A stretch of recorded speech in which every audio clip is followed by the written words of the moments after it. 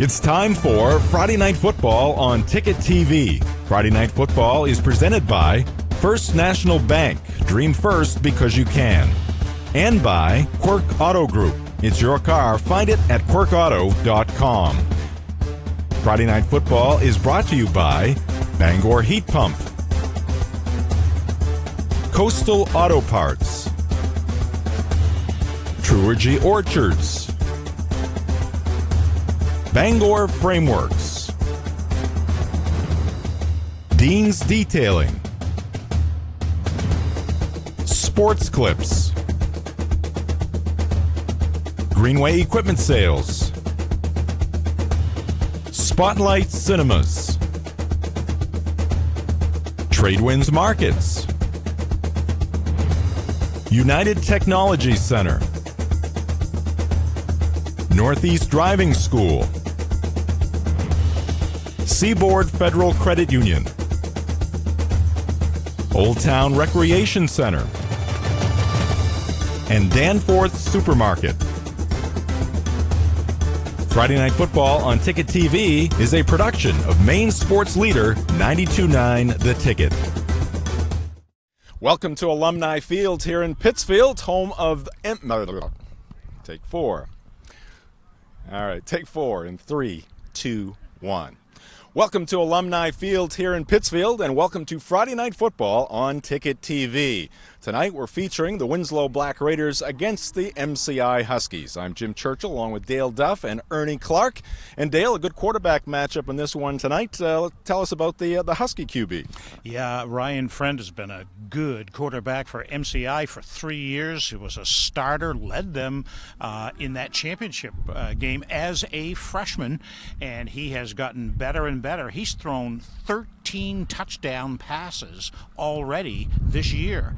I think in many years past, you think of MCI as run first, but I think you're going to see a lot more passing, and Friend triggers everything.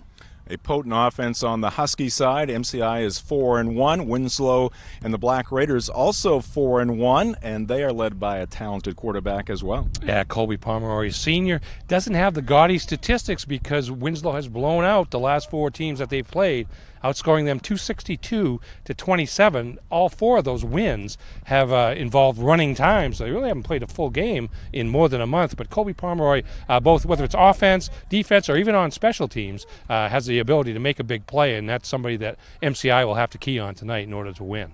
All right, looking forward to this one. We've got a great night for football. Up next, we'll talk with the coaches. This is Friday Night Football on Ticket TV.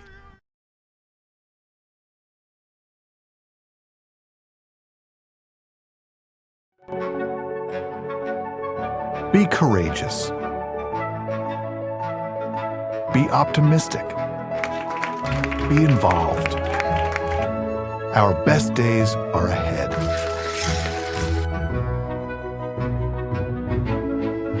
Dream first, because you can. First National Bank, member FDIC, equal housing lender.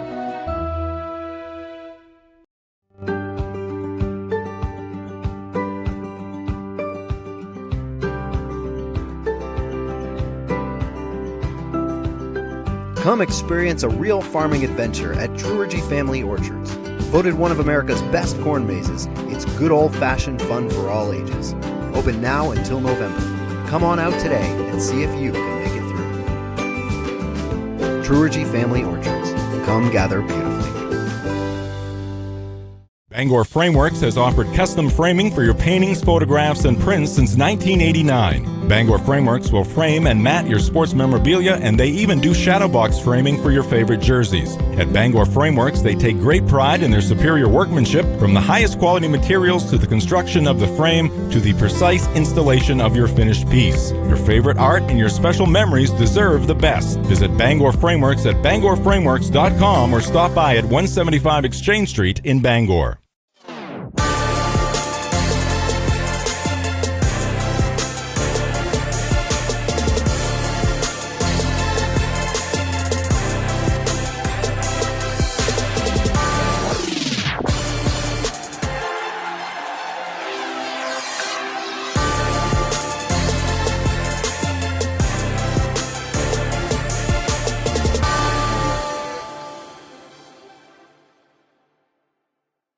Spotlight Cinemas is the place for great entertainment and exceptional value. Spotlight Cinemas features low concession prices, 7 all-digital screens, and stadium-style seating. Spotlight Cinemas, 6 Stillwater Avenue in Orono, your hometown movie theater.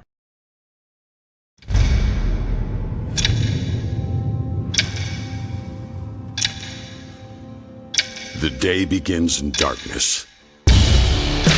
Time does not define me.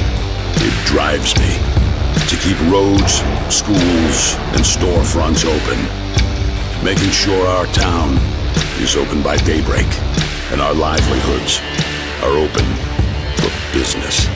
It's your boss. Find it at Quirk. Field and Friday Night Football here on Ticket TV. This is the Sports Clips pregame show. Friday Night Football presented by First National Bank. Dream first because you can. All right, let's hear from the coaches. Dale Duff had a chance prior to the game to talk with longtime Winslow coach Mike Savitsky. Here's that talk. Okay, Coach, just a couple of thoughts about playing MCI in a battle for the top spot. We've had several really good football games the last few years, and what we're going to have to do is, obviously they have a real great passing attack with Friend triggering that, and we're going to have to try to keep him caged in, and that saying it and doing it is two different things. And I know last week that they had a lot of people missing against Wells. I think it was about eight starters missing on the offense and defense, and that we're expecting them all back tonight. Offensively, you guys have scored a bunch of points. How have you done it? We've done a lot of basic things, really. To be honest with you, our line has improved quite a bit, and we have some pretty fast backs, and more than one people can score. Our last game, we had 9 different kids score, and so I don't know. This is we'll see what happens. It's a game. Good luck tonight. Thank you very much. All right, right now we're going to get to Coach Tom Bertrand here in just a second, but we've got the national anthem here at Alumni Field, and a special singer tonight, Alex Bertrand, is going to sing the national anthem, so we'll send it down to the turf here at Alumni Field. Oh, say, can you see by the dawn's early light what so proudly we hailed at the twilight's last gleaming, whose broad stripes and bright stars through the perilous fight o'er the ramparts we watched were so gallantly streaming, and the rockets regular, the bombs bursting in air, gave proof through the night that our flag was still there. Oh, say does that star-spangled banner yet wave o'er the land of the free and the home of the brave.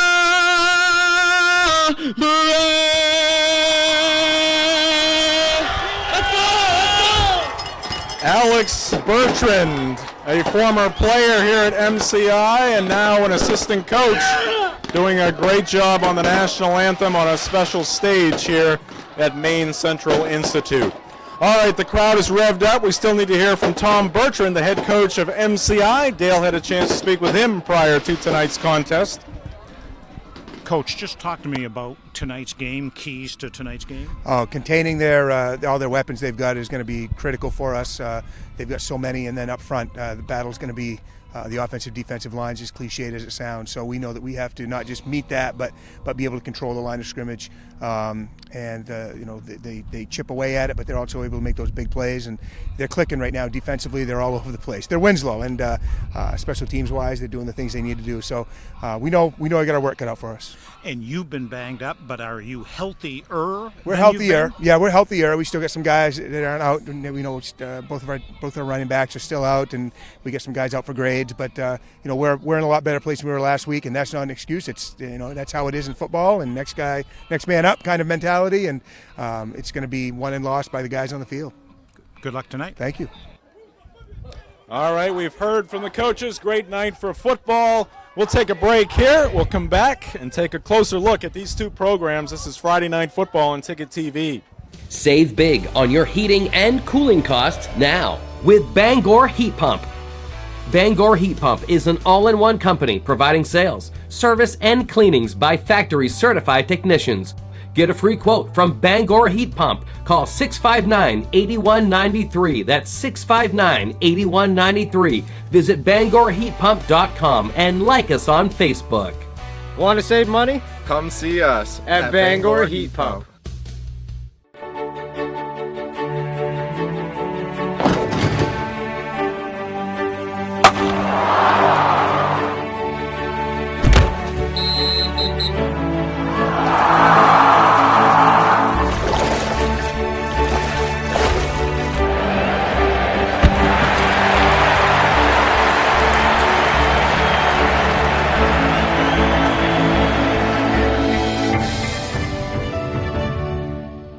Sometimes life is a cluttered mess, but your car doesn't have to be. At Dean's Detailing, we have a variety of packages that will make your car look new again. Change your outlook. Book your appointment now at deansdetailing.com. Celebrating 50 years, Northeast Driving School is Greater Bangor's #1 choice for driver's ed. The Northeast team is experienced, professional, and dedicated to its students. Sign up today for weekday or weekend courses at northeastdrivingschool.com.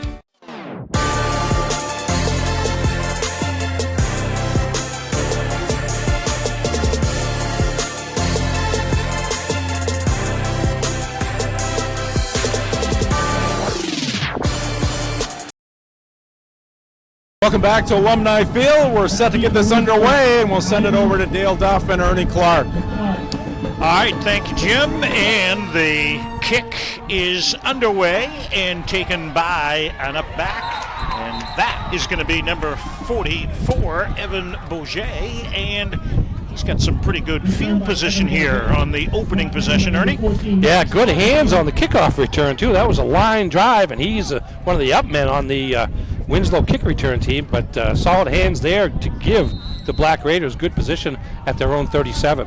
First down at the 37 for Winslow. They will be run by Colby Pomeroy, a senior wearing number 3. And we'll get you some of his numbers. Offset in the backfield, a handoff is going to go to Robert Clark, and he's got running room to the outside. And he's going to get into MCI territory. A first down, yardage, and more. Yeah, quick acceleration here. Really nobody on the outside at the end for MCI defensively allows Clark to get beyond the 10-yard mark for the first down before he's even touched, and into MCI territory in just one play are the Black Raiders. Ball spotted at the 47-yard line. Pomeroy up under center. Will fake the give to the fullback. Probably wishes he had given it to him because he held on to it.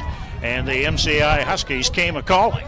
Yeah, good penetration there across the line of scrimmage by MCI's defensive front there for a short loss on first down. For a loss of 1, it'll be 2nd and 11. So, 1-yard loss, 2nd down and 11 here for the Black Raiders under 35-year head coach Mike Savitsky.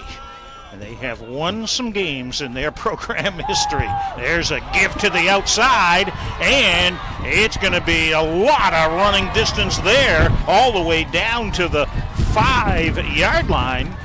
And they. Yeah, lead block there, fake to Bourget, and then the lead block, and there goes Ken Clark. What speed he has to get through the defense, and only Will Russell, the safety for MCI, is able to prevent Clark from getting into the end zone. But as it is, inside the 10-yard line for a first and goal, looks to be at about the 5. Yep.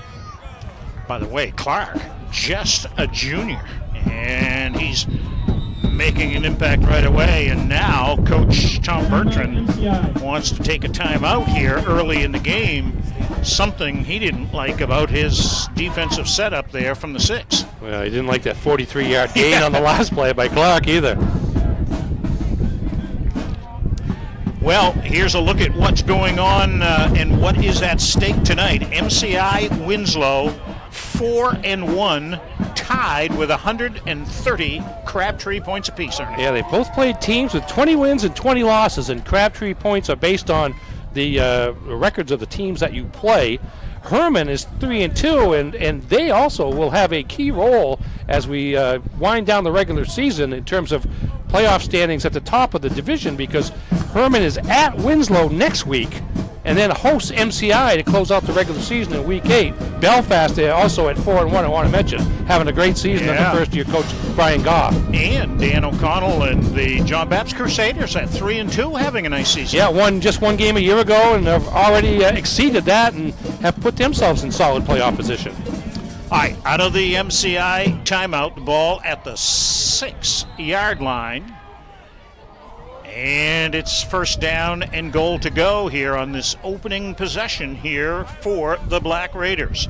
High set in the backfield. The give is going to be to big number 28. That's Isaiah Goldsmith. And he's in for the score. Watch him here as he'll fake to the fullback and give to Goldsmith. Yeah, second man through. Goldsmith a little bigger than Clark, a little taller at least, and lead blocking of Bourget playing a key role in Winslow's early running attack. And so 6 points on the board. And now Reed Gagnon is, or I'm sorry, Pomeroy. Gagnon will hold. Pomeroy kicks. And that is true. Kick is good. I've been watching the Patriots lately, so it just shocked me for a minute to see the PAT go through. Yeah, well, Winslow under Mike Savitsky has a rich tradition of accurate kickers, not only on the extra point distance, but also medium range field goals. They're able to take those kind of chances when they're in close games.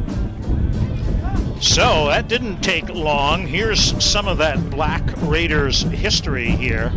9-time Class B champions, 2-time Class C, and in fact, I think I want to say, was it in B or C? They had a 2-year span where they won it as an East team, and then the next year they won it as a West team. Yeah, they took one for the team for a couple of years and played in Western Maine, Class C, I believe, because of the numbers in East and West and the differential there, and they quickly moved back to Class C East as fast as they could. They're actually one of the smaller Class C schools in what is now the North, so to do what they do on a year-to-year basis and also have success at soccer, which they do, pretty impressive by that school's male student population. Set to kick off for Winslow. By the way, here we do have, as always here at Alumni Field, kind of a breeze. It kind of comes down into this bowl, if you will, where it's located. And in this first quarter, the kick is behind the Winslow Black Raiders. And the kick is going to be brought out.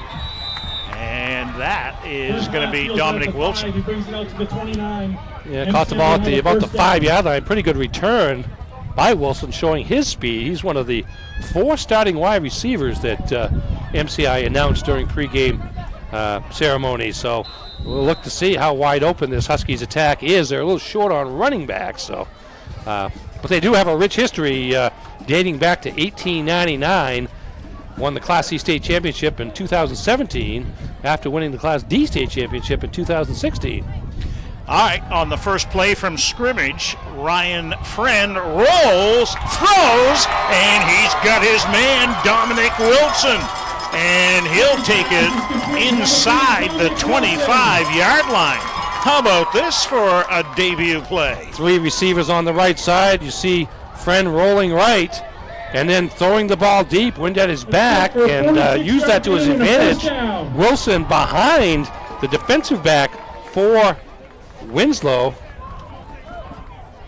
Marek Winineski, and he was able to make the tackle, but not before a long gain on the pass to Wilson, and quickly MCI into Winslow territory. They've got it at the 25-yard line, and it'll be Friend on a quarterback keep, and he's going nowhere. Big Nathan Newgard, a lineman, will wrap him up there. You'll notice for MCI there, number 34. He's got the yellow or the gold spikes on there. That is Isaac Buzzle, the senior, who is one of the best linemen there is in the state as well. But they are so short-handed on runners, they're kind of using him as a fullback, and we'll explain he's usually number 76, but as you can see, he wears number 34. We'll explain. Here's a pass play, and it's complete to Berthollet, and he loses the ball. Winslow thinks they have it, and the Raiders do. That's Bourget on the recovery, on the quick pass, and then quick strip. You see Buzzle actually lined up as a tight end out there to block on the pass by Friend. Gets it out there to Berthollet, and it coming up quickly with the strip, number 22 for Winslow. That's Cody Ivey. Yeah, he stripped the ball away, and then Bourget beat Berthollet to the loose ball and the turnover after a promising start offensive for MCI. Winslow has the ball back with 9:30 left in the first quarter. Kind of hear the wind in our microphones a little bit. It is kind of breezy. There's a broken play there. Pomeroy went to hand the ball off, and there was nobody there. And he said, what am I going to do? And before he had a chance to decide, the Husky defense was on him. So that'll be, well, I guess you get back to the line of scrimmage. Yeah. No gain. So 2nd down and 10 on a broken play there. You just see how this wind plays. It's I think it's going this way, right? From as we look at the field, it's at the back of Winslow, left to right, yeah. As you look at your television screen there. Although Friend had a pretty good throw there on his one opportunity to throw deep there, 46-yard gain. All right, this time handoff, going to be the second man through. That is going to be Clark.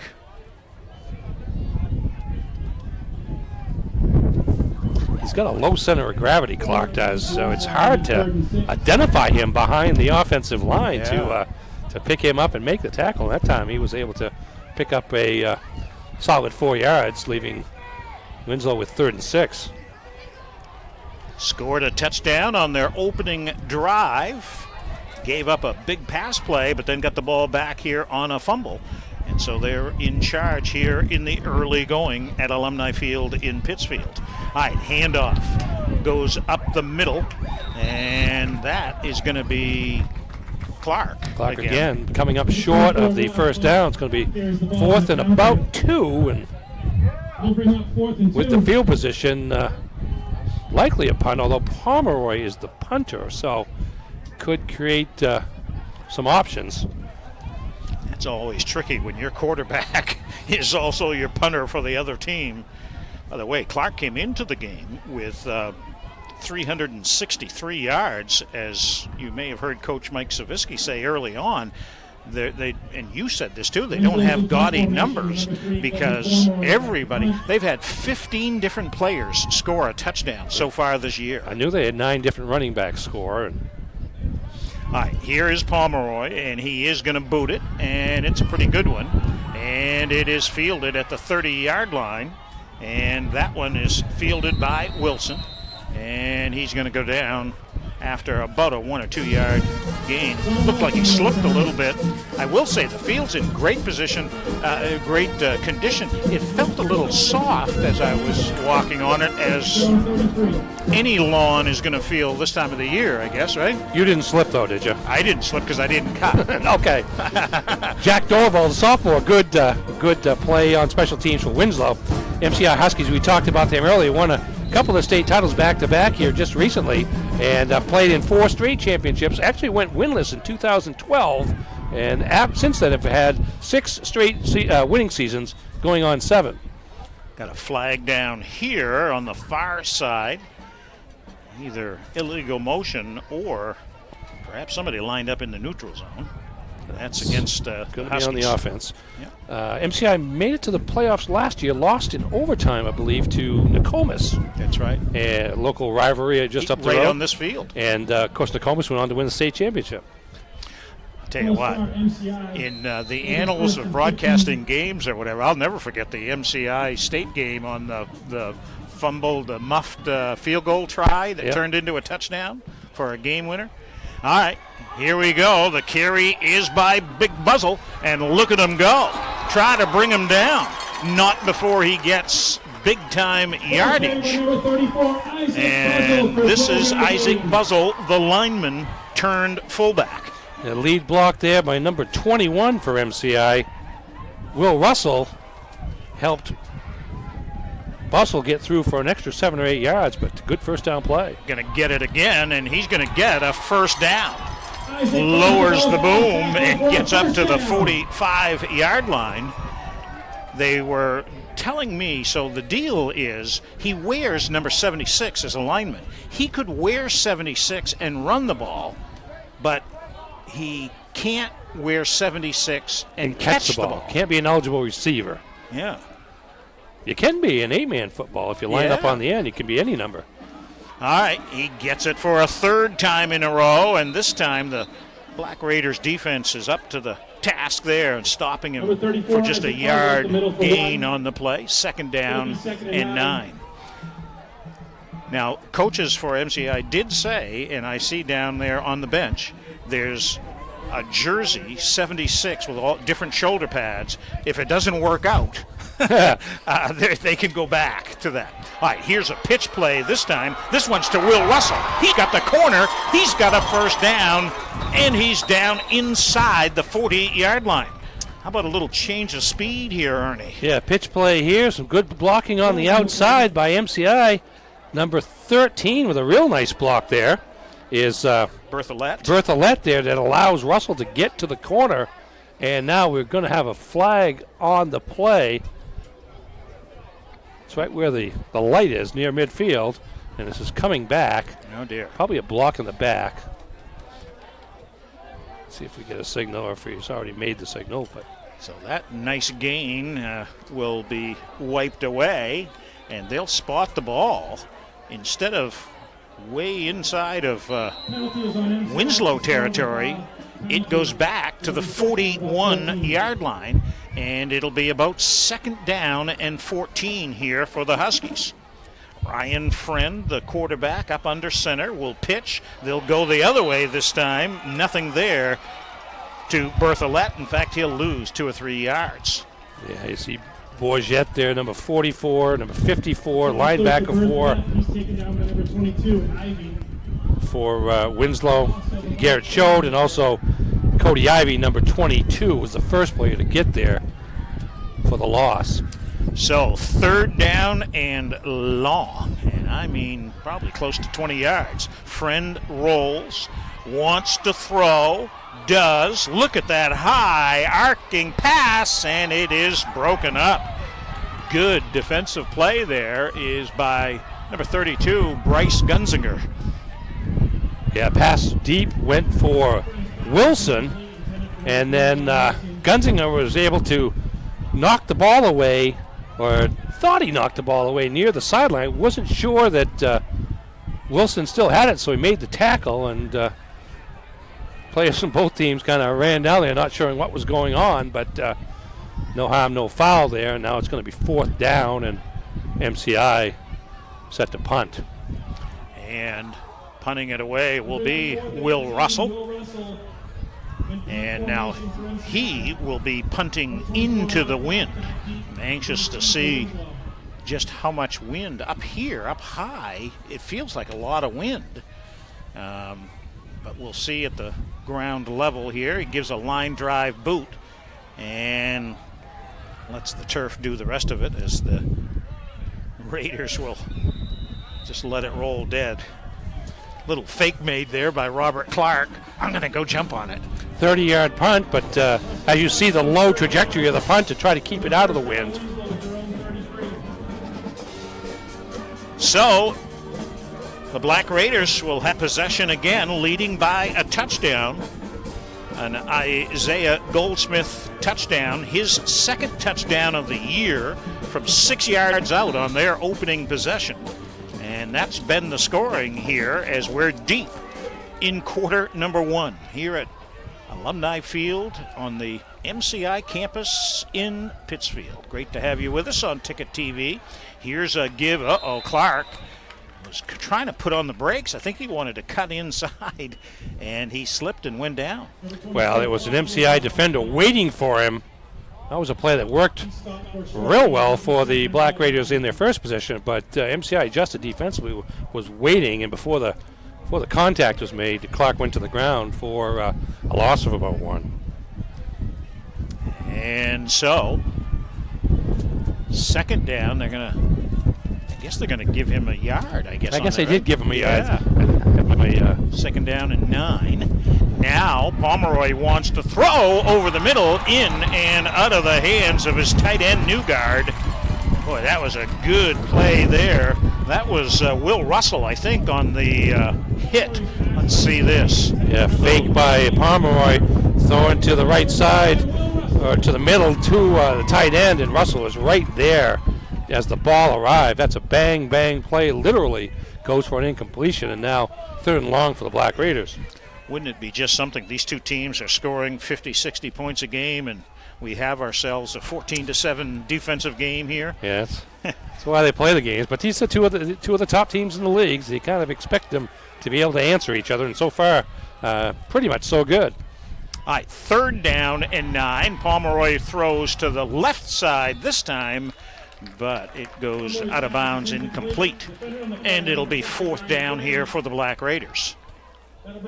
The other thing that comes into play, though, is, the weather's not bad tonight, but the wind is a factor. That's what happens as the season goes along. You have more things to deal with. You know what I'm surprised at is it's not as cold as I thought it was going to be. I thought, man, the wind's going to be from the northwest or whatever. It's going to be cold. It actually isn't very cold out. It's not bad. In fact, this may be the warmest game I've ever had at MCI over the years. I've frozen here a few times. I know. All right. In punt formation is Pomeroy, and he gives it a high kick. And back to get it is going to be number 3, Wilson. And he'll take it to the far side, got a little bit of the corner, and then he runs out of real estate. Goes out of bounds. Yeah, good patience there by Wilson on the kick return. Had to drift way back to make the catch at about the 20 and kind of waited for his blockers to set something up for him, and that was a little path along the right side, and he was able to make the most of that, pick up nearly 20 yards on that punt return, or 19 to be exact, to the 39, and good field position for the Huskies. So, Ryan Friend and company will get ready to start things. Remember a few years ago, too, I looked down at the placards that the whole Huskies team look at. Remember, they were at one point there for 2 or 3 years in a row. They were playing that Oregon Chip Kelly fast break offense. I love that. Yeah, that was fun to watch, and they were very, very good at it. Oh, yeah. In terms of, they got to state championship games 4 years in a row from, I believe, 2014 to 2017. Lost the first 2, but then won the last couple of them, and that was the way they were playing the game. I almost think, I remember at the time asking Coach Bertrand, and I'm trying to remember what he said. Is it possible every 12 or every 16 seconds or something? They were trying to get a playoff every, 16 seconds or so. And I think they're still using a lot of the same principles, but tonight in the game against Winslow, where you want to keep the ball away from you might be a little bit more deliberate and use up the clock a bit. There's Friend, fakes the handoff to Buzzle, keeps it, and he's got first down distance here. He'll be right around the 50-yard line. They can move the chains. That's where the Buzzle thing comes in. You're thinking, okay, he's going to hand off to the big fella, and then he keeps it and scoots. Well, you can see, though, why Friend is a leading rusher on the season, 376 yards coming into the game for the Huskies, because he's got that speed. And once he gets through the line, can pick up yardage in a hurry. He went for 11 yards on that carry. All right, fresh set of downs here for the Huskies. Shotgun formation. This time it will go to Buzzell, and he'll get about 5 yards before he's brought down. I'd say so far so good on this move to Buzzell to the backfield. And again, there are injuries. I know Cole Steves was their leading rusher, and he's got a knee issue. Yeah, he was a leading rusher going into last week's game, where he sat out as well, and then Friend surpassed it. But it's kind of an interesting blend between Friend and Buzzell. You've got the true power back, and you've got the speed guy who's taking the snap on every play, so he's got the ball in his hands a lot. Let's see how they kind of use each other to enhance the run game.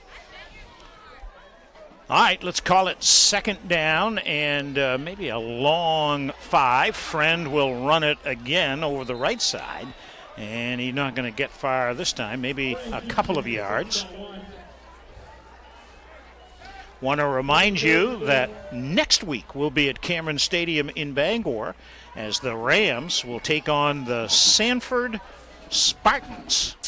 And Class A football, Bangor, by the way, tonight is down in Auburn playing EL. That is a huge game for both sides to see maybe who's going to end up last or next to last or whatever. Or a little higher than that. Bangor got a chance to pick up win number 3 on the season, which would equal their total for the last 3 or 4 years.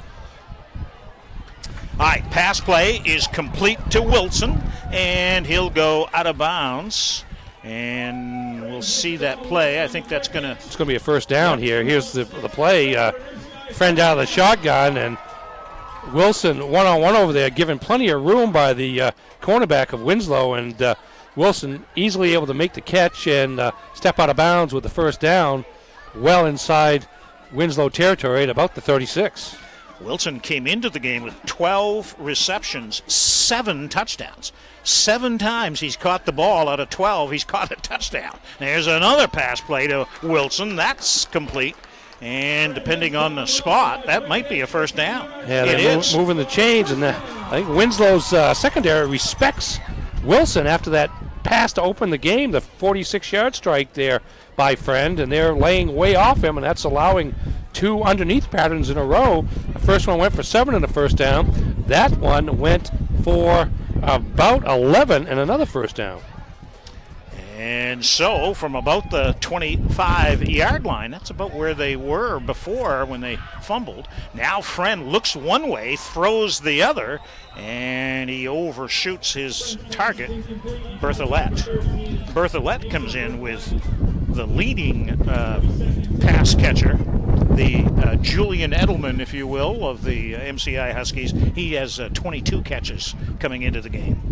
Yeah, he had 12 catches last week in the loss to Wells, but well defended on that side of the field on that last play. All right, second down and 10. Friend hands off to Buzzell. He's got lots of running room, and he's going to be just shy of the first down marker.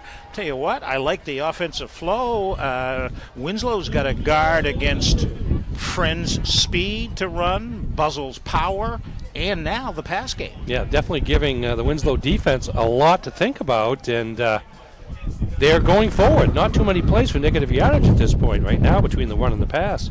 From the 23-yard line, it's third down and about 3. Buzzell gets a yard or 2. Well, now they're going to say, well, was he down or was he not down? Boy. We'll have to see here. Let's see what happens here. The handoff to Buzzell going to his right. They're going to mark it a new first down. Let's see what happens. Here goes Buzzell to the right. Does his knee hit the ground on this play? It doesn't appear so. He kind of stayed on top of the defender and kept chugging along and got a first down. How about that? Goes for a gain of 13, and it looked like it was going to be a very short gain. All right, Friend in shotgun. He'll fake the handoff to Buzzell. He's got it, and he's in trouble. And let's see. Yeah, fake to Buzzell. quickly. Then Friend tries to go left, but Winslow's there to make the stop, or at least make the stop after a fashion. 54, the first player on the scene for the Black Raiders. All right, so we have come to the end of the first quarter of play. It's been a good one. 7-zip. Winslow is leading MCI, and this is Friday Night Ticket TV. Be courageous. Be optimistic. Be involved. Our best days are ahead.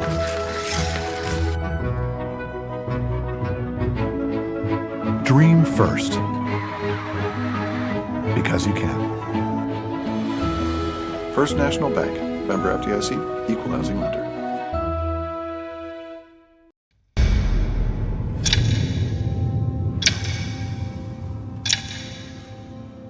The day begins in darkness.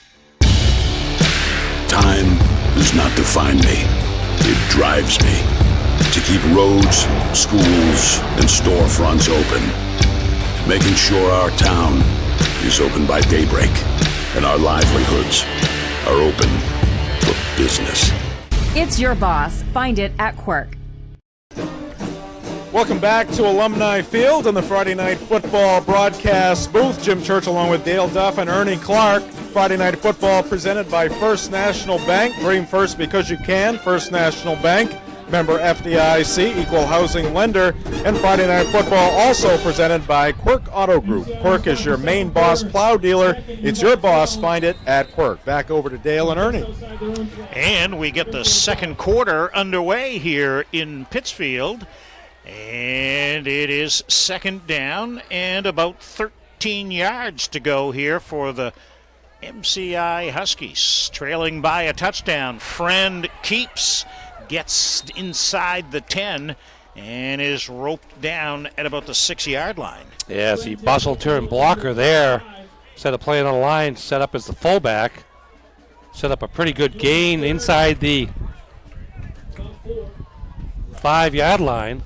And about the 4, they've got to get to about the 1 for first down.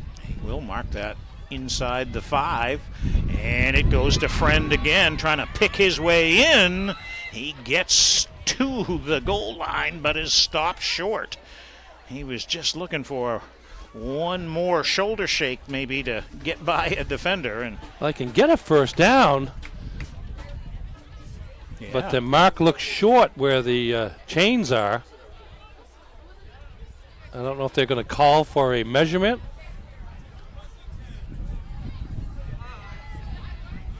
Well, they're going to call it a first down. They're going to call it. Yeah, that's right. They just changed the down marker over there. So, and that's something. He got inside the 1-yard line, and now Winslow's going to take a timeout.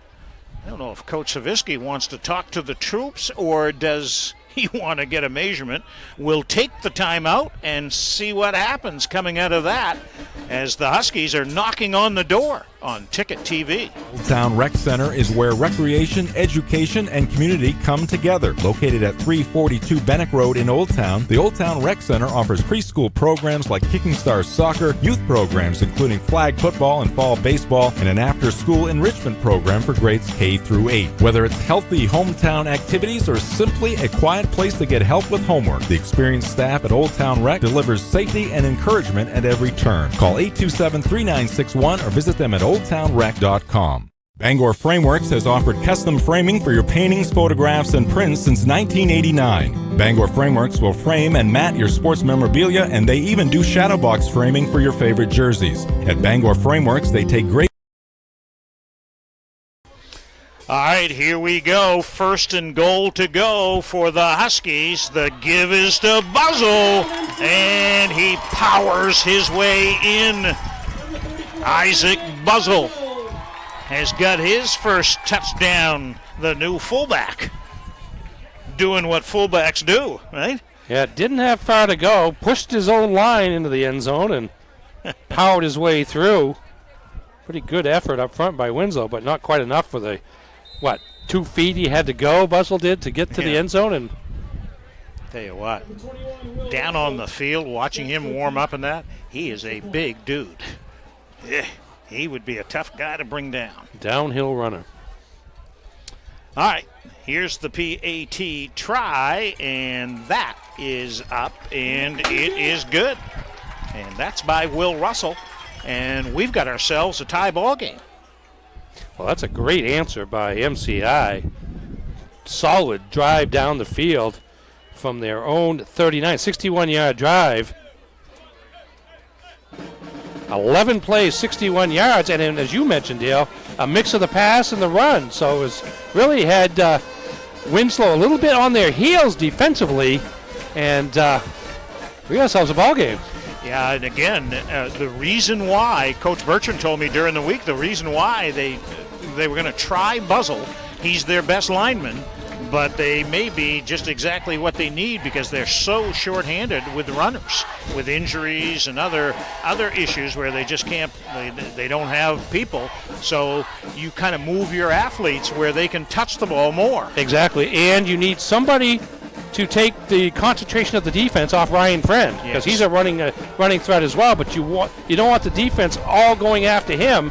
And in Buzzle, they present a second threat, so that Winslow's not been able to do that, not being able to go after Friend. So he's been able to gain some yards on the ground, and he's also had time to throw the football.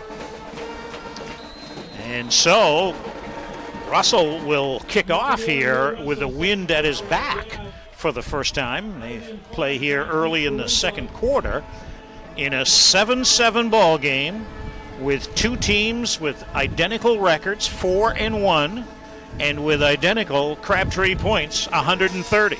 Something's got to give here tonight. All right, the long kick is taken by Cody Ivy. He fumbled the ball but picked it up again and got up near the 30-yard line. Taken down by number 34, Isaac Buzzle.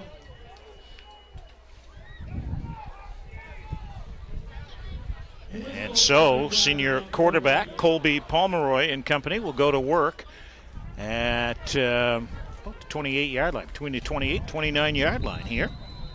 It's a veteran Winslow team. Winslow graduated just 4 seniors from their squad last year, so virtually returning intact. So the fact that they're up near the top of the standings coming as no surprise. Second man through, and that is lots of yardage for Mr. Clark, Robert Clark. Man, he shoots through that hole, huh? Well, he's fairly short. Like I said, low center of gravity, hard to find him, but he is also cat-like quick in both his straight-ahead speed and his ability to cut to the outside, as you can see on that play. That's a big gain of about 21 yards, brings the ball out near midfield. Ryan Friend, who plays one of the DBs, the quarterback, made that tackle. So, first down here for the Black Raiders. I set in the backfield, and the give is to Clark. Up the middle it goes. Flags come flying out, and it'll be a couple of yards maybe on the gain, but let's see if it's going to go. The preliminary indication is against the Winslow Black Raiders. Yeah, holding call against the Black Raiders, and MCI will march them back 10 yards after a decent defensive play, just a 2-yard gain on first down. Conversation with Friend, the MCI captain, but doesn't seem to be much of a decision to make, and now they'll mark off the 10-yard penalty. Yeah, I mean, I think the only difference is sometimes that when you think about it, it's a spot foul in high school, right? So in the NFL, if you're watching the Patriots, that whole thing comes back from the line of scrimmage. And well, that was marked off actually from the 48, so 1 yard behind the original line of scrimmage, so it kind of goes as an 11-yard penalty. All right, here we go. Pomeroy wants to throw. He's got a guy. It's complete to Ivy. Big pass and catch play. Pomeroy to Ivy, and here it is again. Yeah, again, both these teams using the wind to their advantage as much as they can. Well thrown ball there by Pomeroy, and Ivy identifies it and was able to come back on it just a little bit.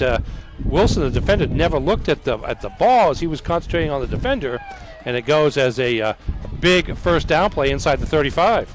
Yeah, from the 34, a fresh set of downs. They give it here to Clark, and he tries to bull his way forward. He'll get 2 or 3 yards on the play. It was 28 yards on that pass completion from Pomeroy to Ivy. Maybe closer to 3 yards for Clark. Came into the game with 42 carries, 363 yards, and 3 touchdowns. On their opening possession, they had a 6-yard touchdown run by Isaiah Goldsmith. And early in the second quarter, Buzzell answered with a touchdown run for MCI. We're tied at 7. Here's the play-action pass play, and he overshoots the intended receiver. And let's see. Yeah, fake the handoff to Clark. All kinds of time, and launches in the air, but overthrown.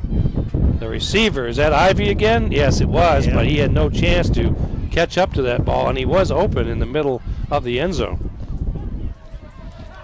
And so, 3rd down and long here now. Let's call it 3rd down and 7.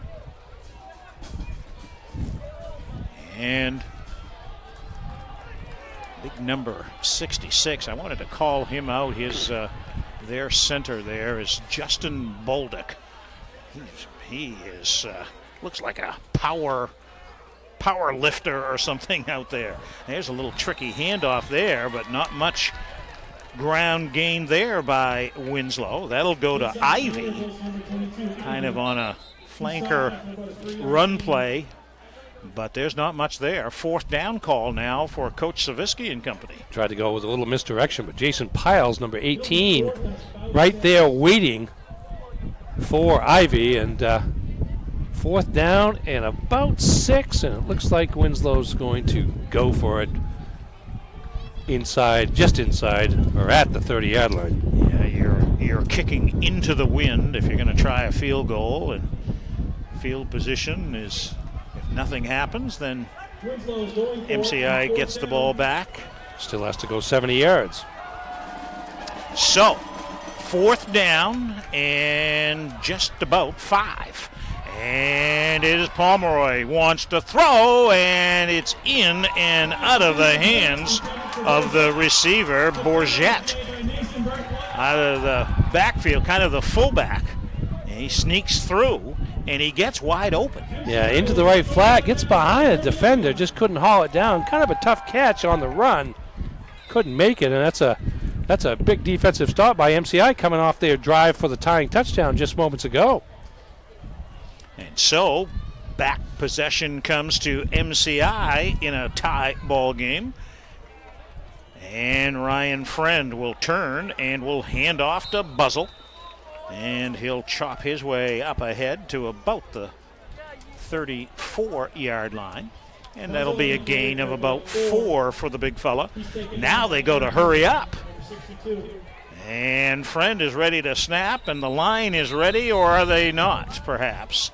Flags come down, and what are we going to have here? They tried to go to a little hurry up, and they hurried up too much. A little too quick for their own good that time. Going to be a 5-yard walk-off there. Yeah, just trying to keep the Winslow defense on their heels between pass and run and pace of play, and that time got caught up with it to cost them 5 yards and basically the gain that Buzzell had on 1st down.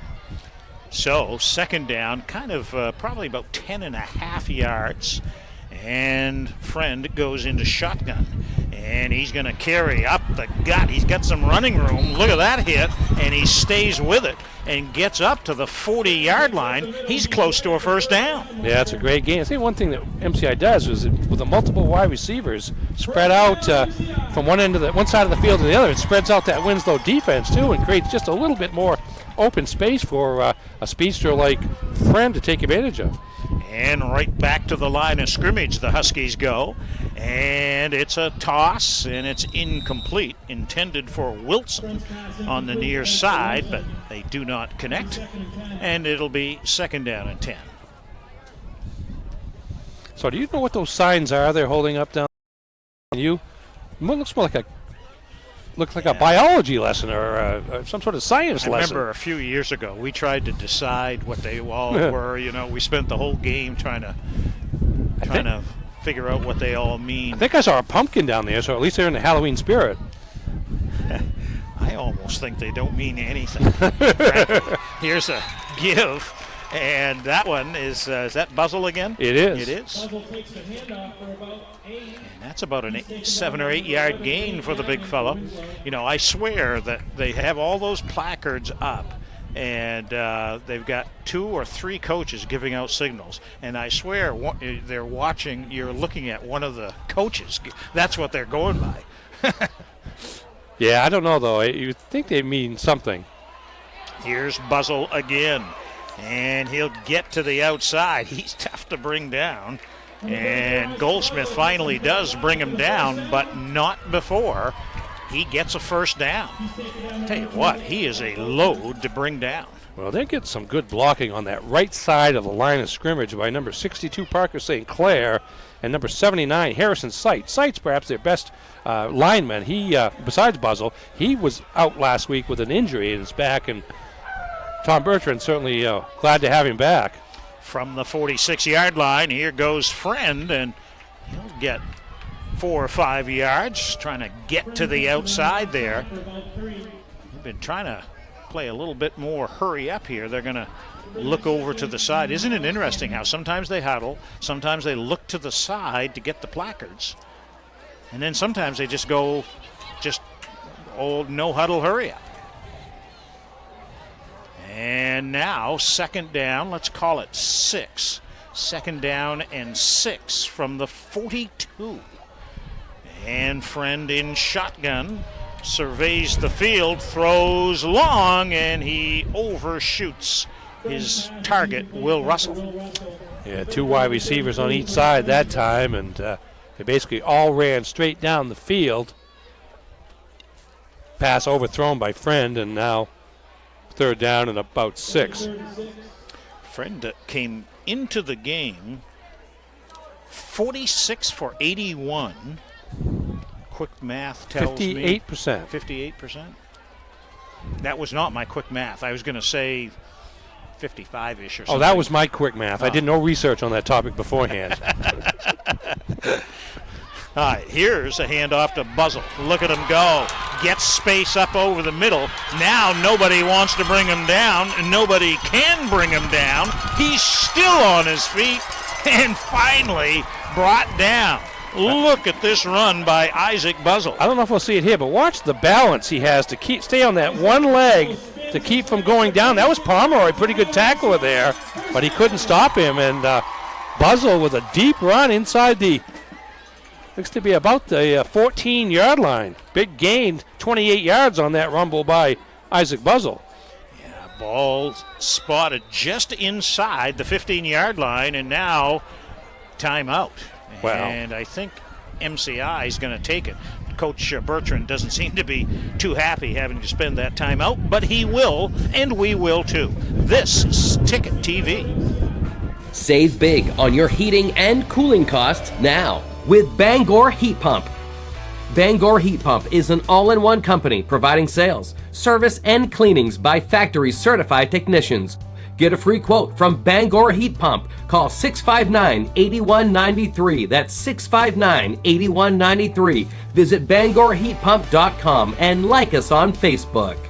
Want to save money? Come see us at Bangor Heat Pump.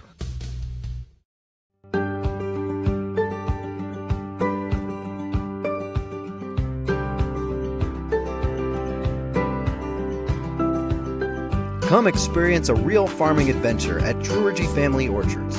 Voted one of America's best corn mazes, it's good old-fashioned fun for all ages. Open now until November. Come on out today and see if you can make it through. Truergy Family Orchards. Come gather beautifully.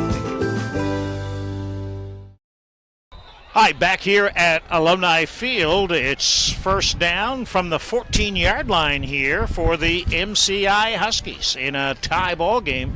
They're threatening to grab the lead for the first time today. And Friend will hand off to Buzzle, and he's got more yardage. Tell you what, he is so big to bring down. I'm not sure our cameras do justice to show just how big he is. Oh, he's got good speed for his size, and I'll tell you something. Look at his thighs. Oh, I know. He's 34. And that's where the balance comes from. Yeah. He's able to. His legs are so strong, he's able to use one and stay upright. And Winslow certainly hadn't planned on this tonight. All right, that is a gain of 7. So it's second down and 3. And they feed Buzzle again. He's got the corner, and he's tripped up and brought down at about the 2-yard line. Let's see who got him by the ankles, because that was the last guy to get him. Yeah, quick handoff again, going off the right side. That's Harrison Seitz, the number 79 with the block. Outside, he's got open space, but a great open field tackle by number 11, Reed Gagne. Nice play, touchdown saving play by him, although it's going to be, well, let's see, we got a flag on the play now, and so that may go for naught. It's going to be a hold on MCI and a personal foul on Winslow, offsetting penalties, so we'll pretend that play never happened, as much as there was a lot going on in it. Well, I got to move the ball back some then. And after the play, a personal foul on Winslow. They offset. We're going to replay the down. Second and about 2. all right, so they put the ball back here at the 7-yard line, maybe the 8-yard line. It's a second down call, second down and 3. And look at that full house in the backfield. And now whistles and another flag. And it's good. Somebody started a little early there for the Huskies. Tell you what, that was quite the backfield they had there, huh? 3 of them lined up right behind. Holy cow. Yeah, that's a power formation right there. There's nothing fancy about that in terms of rolling out and passing. That's to get the ball into one of the runner's hands and let the other two do some lead blocking. So back it up 5 yards and make it second down and about 7 yards here. All right, Friend sends Berthollet in motion. Now he'll roll to that side, looks to throw, and it's incomplete. Berthollet was there, and Russell was right there in the same area. That's always one of the toughest passes to make, rolling out to that left side and then basically throwing back against your body. And there was good defense by Winslow on the play. He had multiple defensive backs in the end zone to prevent anything close to completion. And now the Huskies facing third down, and Winslow here trying to make a stand. You think it's 2 down territory here, probably? Or? Yeah, I certainly think it is. All right, third down here as the ball is back at about the 11-yard line. And man in motion, a handoff goes to Buzzle, gets to the 5, stretches out, and will get inside the 5-yard line. Yeah, let's see if he hits the first down. Should be very close. We've got potential measurement. You can see the white hat looking over there, eyeing it. Wind almost blew him down. I think they may have to bring the chains out. Yeah, that's what they're doing. It's that close. Either way, it's either 4th and inches and you give it to Buzzle again, or you get a new set of downs. So they bring the chains out.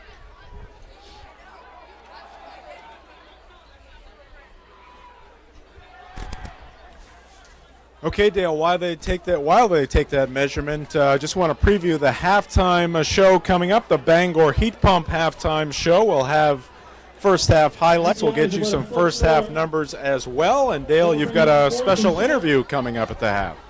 Yeah, we're going to talk with Lindsey Turner from the committee that is working to revitalize the outdoor ice skating rink that they have here in town. And she'll talk about the plans on all of that. All right, so it is 4th down and 4 inches? Yeah, about that much. So, big play here. What is going to happen? They got that full house power backfield there again. They give it to Buzzle. And let's see where they mark forward progress. Yeah, I think he got should it. have the first down. Looked like forward progress was to about the 4. And that's enough. Enough for the first down. Kind of had to get just over the 5-yard line, so they spot it close to the 4. And so the Huskies are in business here with 4 new downs, knocking on the door in a 7-7 game. 2 teams tied for the lead in Class C North. This is week 6 of the high school season. Friend hands off to Buzzle, reverses direction, now picks his way in, touchdown. The big fella showed some quick feet. Yeah, he had to. Winslow had him stopped. At least one of the upward linemen for the Black Raiders had him stopped. You see Buzzle going right here, and somebody breaking through the line. I think it was 76 for Winslow. Had a shot at him, but couldn't wrap both arms around the strong-legged Buzzle, and then he just powered his way through the middle of the defense into the end zone for not only a touchdown, but unofficially 100 yards rushing on the game now. And now the Russell PAT attempt. And that one is no good. Wide to the right. And there is going to be a flag down here too. So let's hang on as we close in on halftime here. Just 3:41 left. And what are they going to say? Looks like they're looking to MCI like it might be against...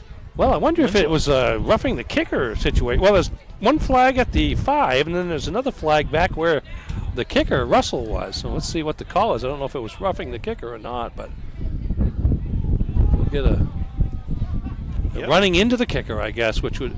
Oh, personal foul, roughing the kicker. So we'll see how MCI moving this halfway to the goal line may go for 2. We'll see what happens here. No, they're still going to kick the kick.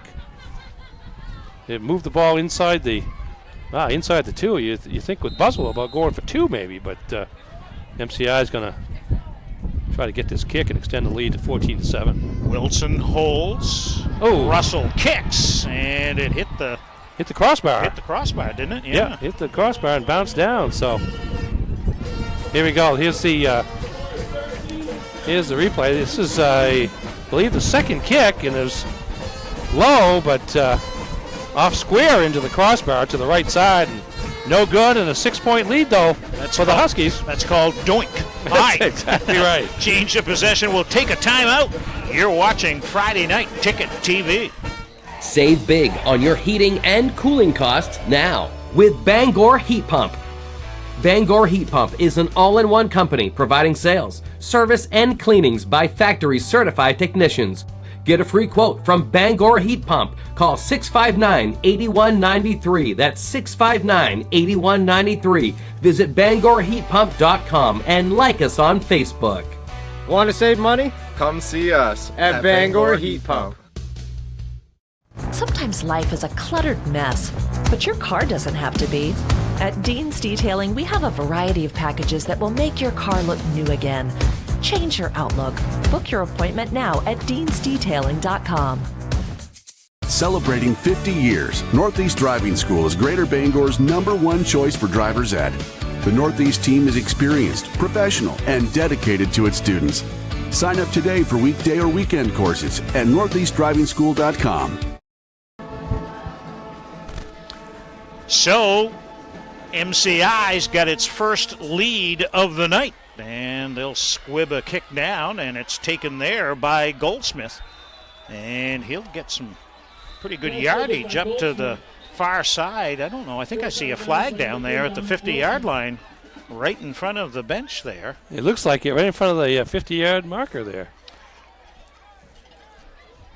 Something at the end of the play, it looks like. Personal foul MCI. Well, that's going to add on to that return. Another 15 yards. It's going to put them into Husky territory here as they try to get back on the board here with just over 3 minutes to go until halftime here.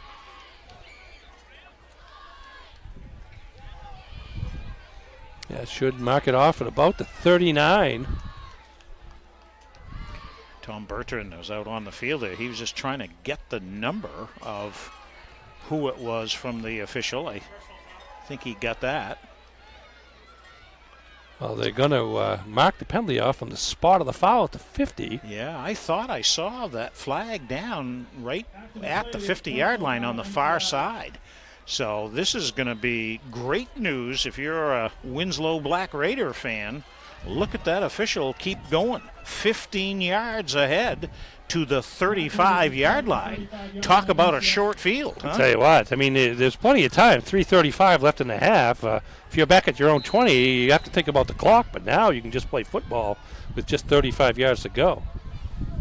So Colby Pomeroy hands off to Clark. No, he's going to keep it, and he's going to get the corner, and he'll get outside. Good tackle on the ankles there by Ryan Friend to prevent any more yardage gain. They're going to spot him, and they're going to get him down to the 26. That's a 9-yard gain. 9-yard gain on first down. A little element of surprise there is that's the first time Pomeroy has run that play and kept the football. Faked that inside handoff, I believe, to Clark, and of course that'll draw the defense's attention, and that allowed Pomeroy some good room on the outside before Friend came up to make the tackle. 18 carries coming into the game for Pomeroy, 5 touchdowns. That's pretty good percentage there. Probably, when he touches the ball, he often scores. Probably a few of those plays did the trick. All right, 2nd down and 1.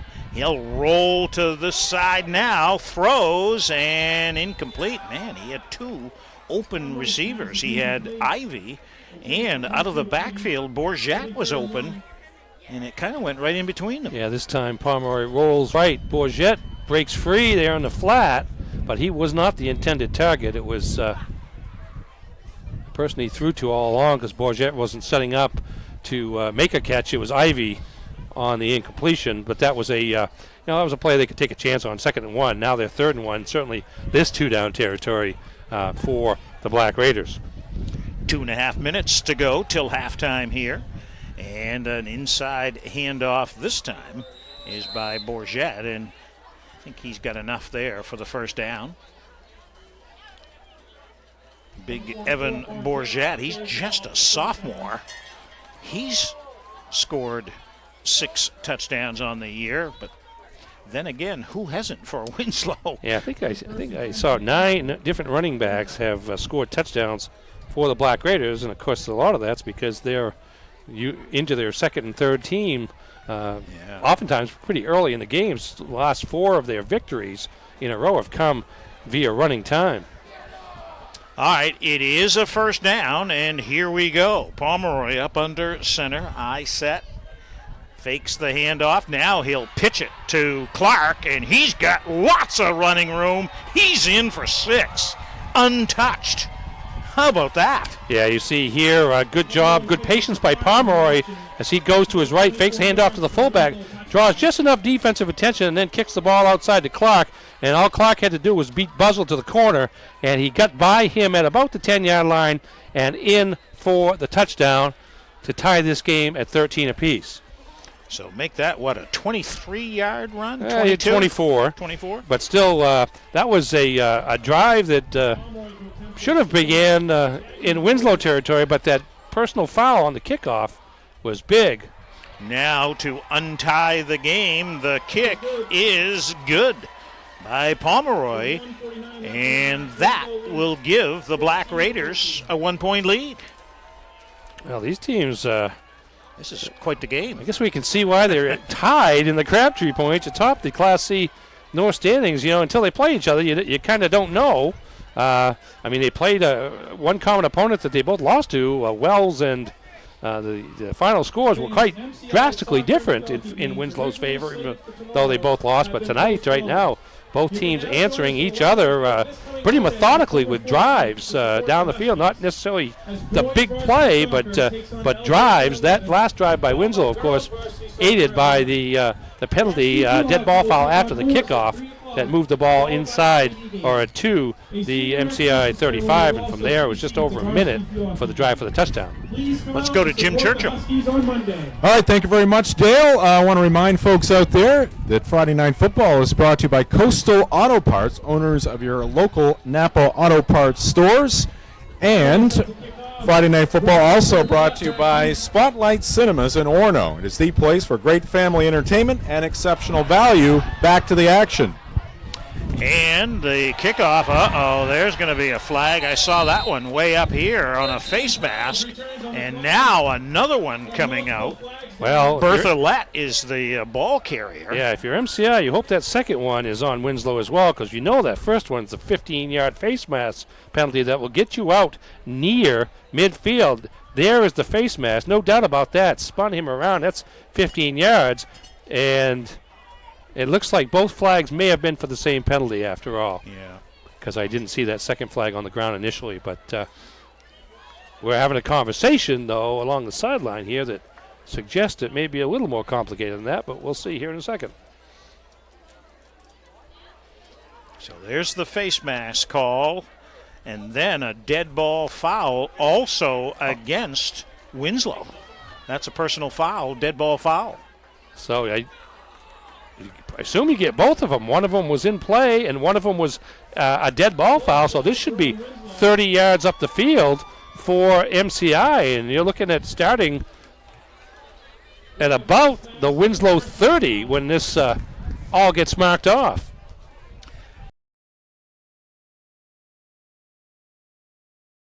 Is a huge help for the MCI Huskies. Well, I mean, it's a double penalty, but it's almost a carbon copy of what happened on the last kickoff where Winslow wound up at the MCI 35. This one's going to be at the 32 of Winslow, with MCI with still 1:44 and I believe a couple of timeouts left here. I think MCI's used two. You think they've used two? I think they've used two. Well, they've got plenty of time anyways with a short field here to try to get something done and regain the lead before halftime. All right, Ryan Friend, the junior quarterback, in shotgun. Man goes in motion. Buzzle to his left. He'll hand off to Buzzle. Picks his way, and then a whole bunch of Black Raiders come in to bring him down. See, this was, I mean, you just know that Winslow wasn't ready for the Buzzle factor because he hadn't carried the ball. He was moved back to that. I mean, they could have thought it was possible, but it's just no way really to prepare as he has rushed for over 100 yards here in the first half. All right, in motion, Berthollet. Friend, shotgun, rolls, wants to throw, he's got a man, it's Russell, flags come out, and he gets in for the score, but let's see what happens here. Flag is down at about the 25-yard line, and I fear this one is coming back. Yeah, I see one of the linemen for MCI pointing. I wonder if it was some sort of offensive interference, maybe even a pick play over the middle. Parker St. Clair there was, yeah, you 62. Could see him in your picture there. He was describing things to Coach Bertrand. Now it looks like it's going to be against Winslow. The home folks are cheering. And they talk to Ryan Friend. Well, they're moving the ball up. Well, this is a self-induced penalties here by the Black Raiders. Let's see what we got here. Personal foul against Winslow. So does the touchdown count? It looks like they're marking it for an extra point. Yeah. And it looks like they might be going for two. Yep. So that's a pass of 26 yards from Ryan Friend to Russell for the touchdown. And at 19-14, yep, the Huskies will go for 2. And the handoff is to Buzzell, bounces off 2 or 3 guys, and never does get in. That is a pretty good defensive effort at the end of everything there for the Black Raiders. Yeah, to limit the damage here. Here comes the touchdown play again. Friend in the shotgun, rolls to his left, and you'll see Russell coming across the field there, wide open. Didn't really see the penalty there. Now the flag comes out, but now it's a race to the end zone, and Russell wins that race. And boy, we were just talking a minute ago about how low scoring this game was, and we've had about 3 touchdowns in the last 3 or 4 minutes of play. I was going to say, we've had 2 touchdowns in about a minute. 41 seconds. And we've had 30 plus 15 plus 15 more. We've had, 60 yards of penalties? In penalties, in a minute. Yeah, it moves the ball up and down the field pretty quickly, but both teams have really not taken a lot of time in capitalizing on those situations, and as it is, we've still got 1:03 left in the half. So, a 5-point lead here for MCI, who will kick off with the wind at their back here, and Russell will kick that one off.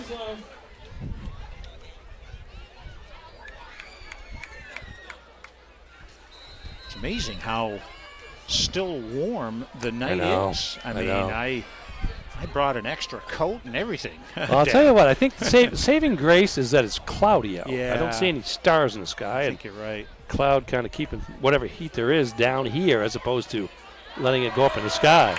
There's the long kick with the wind at his back, and it goes to the end zone. And in high school ball, once the ball gets to the end zone, it's an automatic touchback. Maybe a little adrenaline there for Mr. Russell after scoring the touchdown, too. Yeah, why not? For Russell, that'll be his 3rd touchdown catch of the year. Came in with over 200 yards receiving and 2 touchdowns. I'm sorry, that's his 3rd. That'll be his 3rd touchdown catch. So the last couple of minutes here of the first half have been eventful minutes. And it's not done yet. There's still 1:03 left on the clock. And let's see how the Black Raiders play it here as they take over at their own 20-yard line.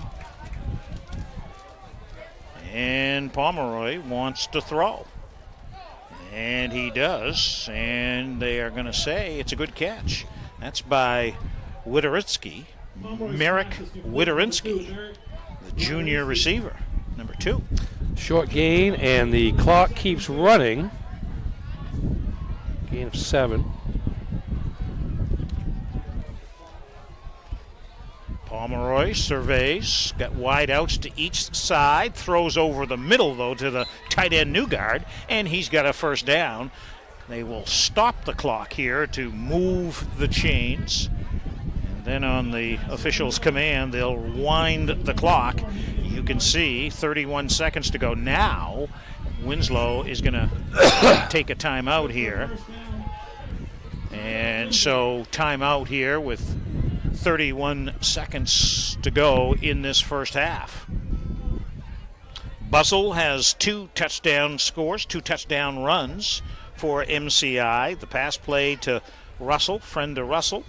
Those are the scores for MCI. And Goldsmith and Clark have scored touchdowns for the Black Raiders. And we stand at 19-14. And those special teams sort of thing come into play. Halftime show coming up. I invite you to stay with us for all of that. We'll get you all the numbers and the highlights and have our special guest and talk about that plan. And I guess it's well underway that they've got a lot of stuff all planned to have that outdoor skating rink at Pinnacle Park, which is over by the golf course, over by J.W. Parks. I'm not familiar with it over there. I know where it is. You can see it from the interstate, but I've never been there. But it's a little ski area too. And now they'll give a handoff there, but there's not much room there. And I think that was a pass play. Yeah, again to number 2. Widorinsky, yeah. So not much gain on the play. Clock is stopped. There is a flag on the play as well. Okay, and it's going to be against MCI. I wonder if is it possible they lined up in the neutral zone or something? Or, they moved it it's 5 yards. It's after it's on the end of the pass play. So Pomeroy fakes the short pass, goes long, and going up and getting it is Cody Ivey. What a catch! That's a heck of a catch. Again, not only make the catch, but he's right along the sidelines. Faked the short pass by Pomeroy, and then he just lets it go, and Ivey downfield in between 2 defenders there, and a perfect pass and a great catch, and was able to get his body down inbounds inside the 30-yard line. And timeout by Winslow with 14 seconds to go. They're going to spot the ball at about the 27-yard line. Could we have a third touchdown scored in the last 2 minutes? Tell you what, these offenses up and down the field, penalties help a little bit, but that's a long gain there. 23 and 11, 34 yards on that play. Well, Winslow is, since losing opening night to Wells, they have scored 62, 76, 69, and 55 points. And MCI, take away the Wells loss last week, they've scored 38, 47, 49, and 44. Hut, hut, hut. It's a cash register, not a scoreboard. The numbers are going by so quick. All right. 14 seconds to work with. Clock is running, and he'll just dump that away and stop the clock. Good play by Pomeroy. Nothing was brewing there for a play. And so 10 seconds left on that clock. I think Winslow at least would like to get the ball down another 15 yards. Pomeroy capable of kicking a field goal just based on his extra points here in the first half. Have cleared them plenty high and plenty long, but certainly not from this distance. But if they could get the ball down to the 15, don't know if they have any timeouts left to see if they can play the middle of the field and then stop the clock, but we'll see what happens. All right. Drops back, screen play. It's to Bourget. Can he get out of bounds? Yes, he does. And that'll stop the clock with 3 seconds to go. So it will not be a first down. He does get out of bounds. I'll tell you what, you can kind of hear that wind in our microphone. That if he's going to try to kick a field goal, that would be right into the teeth of the wind. So this one is going to be thrown in the end zone, right? Yeah, absolutely. Yeah, it's a little bit of a crosswind from top of your screen to the bottom as well as from left to right. But yeah, I'll tell you something else though. Winslow is a hook and lateral is a play that has been in Mike Savitsky's playbook for quite a while. I love that play. I want to see that. I know. I don't know if this is a place for it, but Pomeroy throws down the middle, and it's incomplete. It was into the end zone, but it was kind of broken up. And that is going to do it for the first half. That was close. That was very close. I believe it was the tight end, got his hand on the ball in the middle there. I don't know if he was in the end zone at that point, but had a shot at it, and that's all you can ask for on a play like that to end the half. But pretty high-quality first half in terms of competitiveness. These teams going at each other back and forth, and MCI with the lead. And they lead it by a 19-14 score as you look into the iconic bell tower there, right? Indeed. It's been around for ever and ever. You can see that from the interstate. You know, when I'm driving, particularly if I'm coming north. Yeah, coming north. And I remember coming north and seeing that in the middle of a snowstorm back in March on Saturday night after Bangor had won the state basketball championship. Sure. Yeah, sure. And you start to see Pittsfield, and I look for that right there. 40 miles to go. Yeah, you know exactly how much more time it takes. Indeed. But, all right, we've got to get a break in here and get ready for our halftime activities here for you. Good ball game. Don't go anywhere, folks. It's 19-14, MCI leading Winslow. And this is the Friday Night Ticket TV game of the week.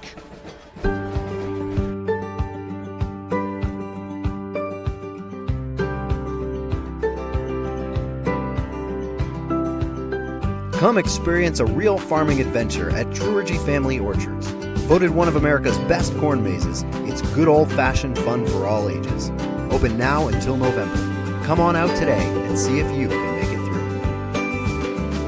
Truergy Family Orchards. Come gather beautifully. Bangor Frameworks has offered custom framing for your paintings, photographs, and prints since 1989. Bangor Frameworks will frame and mat your sports memorabilia, and they even do shadow box framing for your favorite jerseys. At Bangor Frameworks, they take great pride in their superior workmanship, from the highest quality materials to the construction of the frame to the precise installation of your finished piece. Your favorite art and your special memories deserve the best. Visit Bangor Frameworks at bangorframeworks.com or stop by at 175 Exchange Street in Bangor.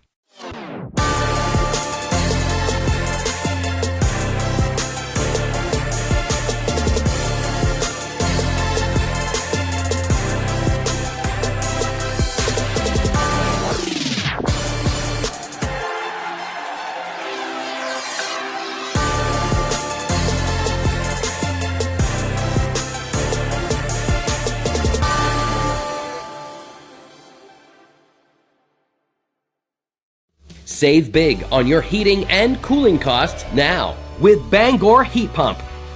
Bangor Heat Pump is an all-in-one company providing sales, service, and cleanings by factory certified technicians.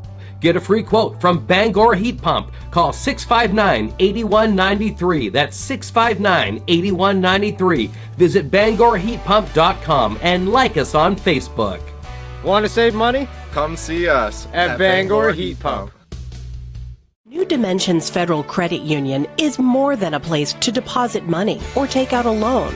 At New Dimensions, we're all about the how, like sharing with our members how to build credit, how to repair bad debt, or how to plan for retirement. We're here to help you learn, no matter where you are in life. New Dimensions Federal Credit Union. Educate, empower, evolve. That's how we do it. New Dimensions Federal Credit Union, for every new dimension of your life. Welcome back to Alumni Field. It is time for the Bangor Heat Pump halftime show. Now is the time to contact Bangor Heat Pump for your heating and cooling needs. Call the Heat Pump guys at 659-8193 or visit them at bangorheatpump.com. Jim Churchill along with Ernie Clark here in the Friday Night Football broadcast booth, and we're going to get you your first half highlights. Very entertaining, very competitive first half here, Ernie, and it was Winslow getting out first in this one. Yeah, it really started out with Winslow on the move on their, I believe, their first possession, and there's a power move up the middle to Isaiah Goldsmith for the first touchdown of the game, and now here's MCI going through the air. Ryan Friend, the quarterback, junior quarterback, rolling out to his right, looking deep for Dominic Wilson. Nice looking aerial there. Finds him behind the defense. Saving tackle. Prevents a touchdown, but a long gain that sets up this play here.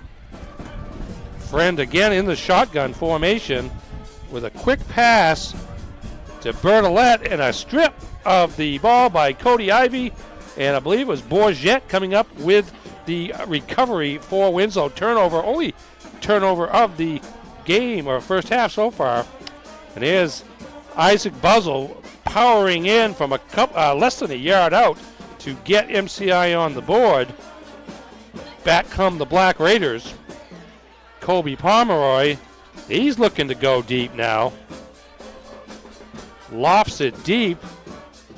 And Cody Ivey make a great adjustment on the ball, underthrown just a bit, and able to make the catch. And there's Buzzle again. Watch his balance here. Strong legs, able to stay up on one leg, break another tackle, yet a third tackle, and fourth, and just carrying defenders down the field, gets inside the 5-yard line. And from there, Ryan Friend, the quarterback, with a quick handoff to Buzzle, who runs right, then cuts back, breaks the tackle at the line of scrimmage, and then just powers through the middle of the defense into the end zone for MCI. Back come the Black Raiders this time. Fake handoff to Bourget. Pitch to Rob Clark on the right. He's trying to beat Buzzle to the corner and does. Gets into the end zone from 24 yards out for Winslow. They take a 14-13 lead at that point. Here's Friend rolling to his right. And now he's going to find Jack Russell coming across the middle of the field. Gets the ball at about the 15. And then reaches for the end zone. There's a flag on the play, but it's against Winslow. Touchdown, MCI. Pomeroy, again, back and forth. Fakes the short pass. Looks deep again. This one a wobbler just a little bit between two defenders. There's Ivy with his second long gainer of the night along the sidelines. And there we are at halftime. Score of MCI 19 and Winslow 14. All right, thank you very much, Ernie. We'll get some of your numbers here momentarily. But right now, we want to send it down to Alumni Field. Dale Duff standing by with a special guest. Hi, Jim. Thank you. Down on the field here at halftime, I'm with Lindsey Turner, who is the chair of the committee that is resurrecting, bringing back, and revitalizing the outdoor skating rink in town. First of all, thanks for joining us. Yes, thanks for having me. Tell us about this project. Well, it's a new project, but not a new concept for this town. We've had some outdoor rinks in the past, but it's fallen to the wayside for probably a half a decade. And so as a new community member, I saw that as a need here, and got a good group of working individuals that are dedicated to the ice and skating and the hockey culture, and we want to bring back the outdoor rink right at Pinnacle Park here in Pittsfield. And they just made the PA announcement. It got a big-time applause, so I think you got a lot of fans. Yeah, the town this is an incredible community, and they have a really incredible spot over Pinnacle Park. Has a little ski hill area where they've been running kind of a learn to ski and ski program here for years. And so this dormant ice skating rink area has just been kind of overgrowing for a while now, and we talked to some community members and they said we'd love to see it come back, and so we're trying to get a good group of people together and spearhead it and bring it back. How big a rink is it? It's going to be about a 45 by 85 area, so not huge, but big enough where we could get a lot of people out there and have a good time. Now, do you really think we'll get enough cold weather here in Maine to freeze that water? Oh, yeah. It's hard to believe it. We're only in October. We're all like, is summer really over? Yeah. But for the people who love the ice and the snow, we're excited. And you need to raise and fundraise for boards and putting down the ice. Yeah, soup to nuts. We've got to build a rink, and we're in the middle of our fundraising process now. So we're going to be selling some raffle tickets for a great Bruins package we have. We're going to do some hot cocoa stands, get the little kids out here in the cold and sell some cocoa to the community, and I think we're going to raise some good money. That's great. So for people that are watching this on our live stream, they could be anywhere watching it. Is there a Facebook page or somewhere they can go to get more info? Yes, if you look on Facebook at the skating rink at Pinnacle Park in Pittsfield, you will find our brand new Facebook page that launched like today. So it's great. So take a look and you'll see it's starting to circulate in the community. And you kind of made the announcement, right, today? Yeah, basically? Today is really, it's great timing. It's the announcement that we were doing it. We've been kind of working and waiting for all the pieces to come together and get the final approvals from the town. So we have a really good working relationship, and we're actually a subdivision of the town of Pittsfield Rec. So it's like an amazing kind of coming together, symbiotic relationship, and we're excited to bring something new to the rec team here in Pittsfield. Great.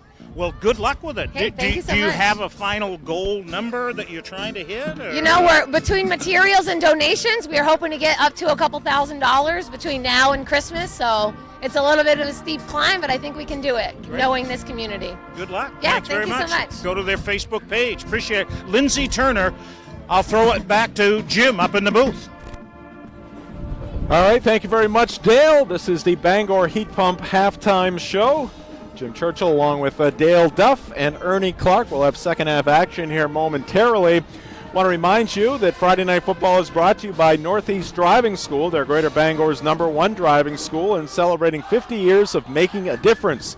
Visit the new location at 360 Harlow Street in Town Plaza, Bangor, or register today at northeastdrivingschool.com.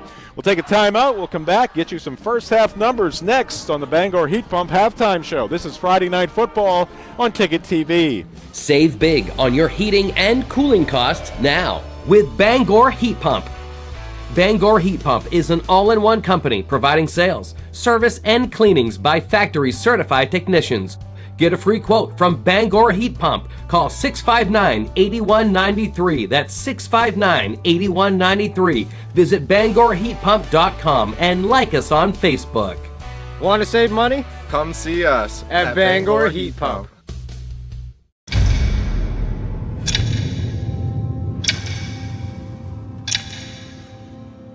The day begins in darkness. Time does not define me. It drives me to keep roads, schools, and storefronts open, making sure our town is open by daybreak and our livelihoods are open for business. It's your boss. Find it at Quirk. Spotlight Cinemas is the place for great entertainment and exceptional value. Spotlight Cinemas features low concession prices, 7 all-digital screens, and stadium-style seating. Spotlight Cinemas, 6 Stillwater Avenue in Orono, your hometown movie theater.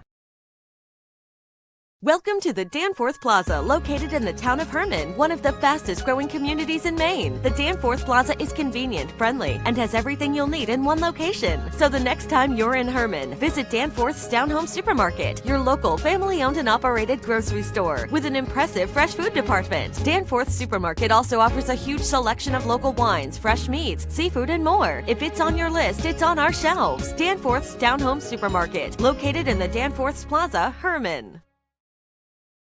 We are back here at Alumni Field, the Bangor Heat Pump halftime show.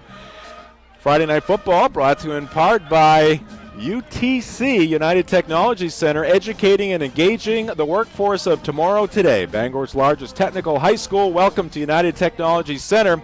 Check them out at utcforme.org or stop by their school at 200 Hogan Road for more information on one of their over 20 program offerings. They also offer adult education. That's UTC, the number 4me.org.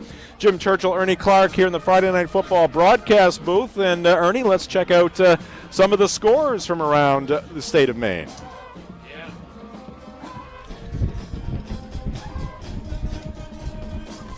There we go. Here we go. Yeah, busy Friday night of high school football as usual.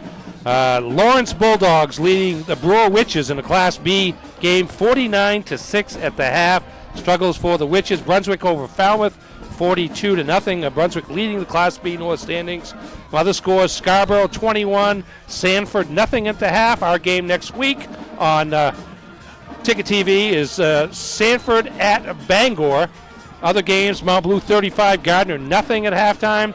The Ellsworth Eagles in 8-man football leading Trape Academy 14-8, at halftime, trying to pick up their second win of the season. Defensive battle in Bucksport, I believe, but a Class D battle north and south. Oak Hill of Wales, Maine leads Bucksport 7-0 at the half. Where is Wales, Maine? Wales, Maine is between Augusta and Lewiston, more on the Lewiston end.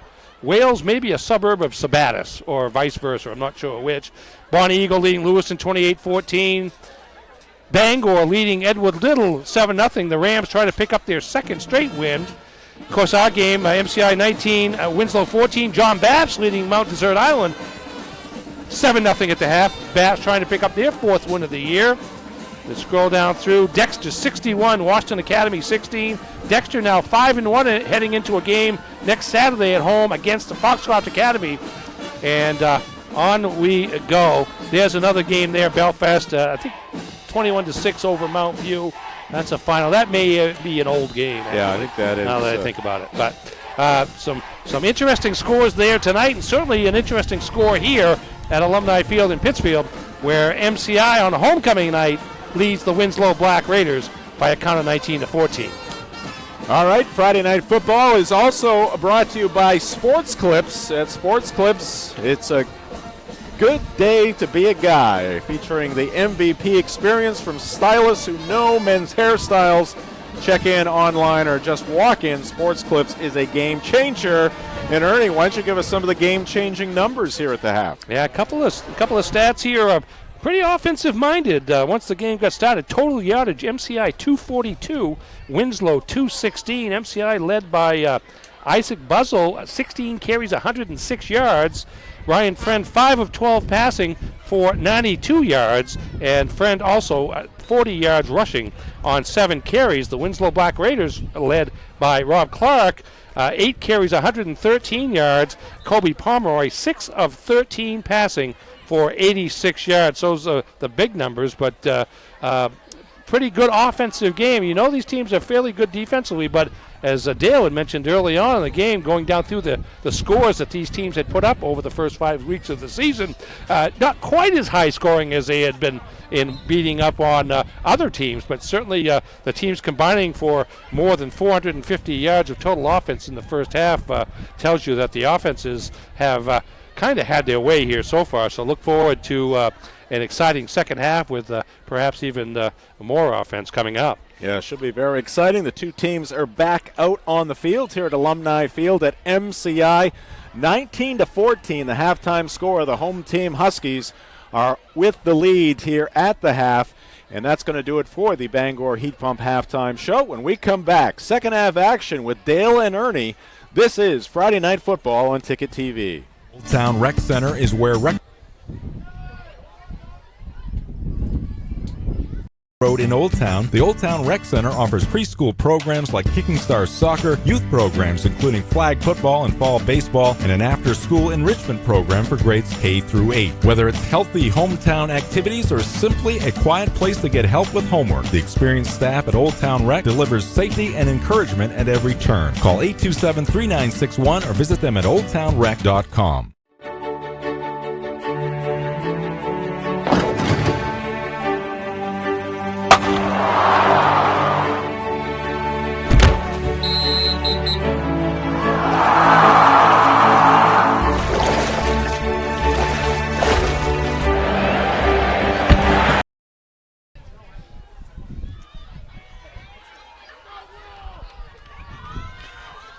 All right, here we go for second half action, and Russell takes that kickoff, and we'll get up to about the 20-yard line, and we're underway here in the second half of play. 19-14, it's a slim lead here for the MCI Huskies, who will get the opening possession here. These teams combined for over 450 yards of total offense in the first half. So the offense has been able to move up and down the field. Really not much in the way of punts, if I remember right. Buzzle on the initial carry. He strings it wide, and he'll get maybe about 5 yards.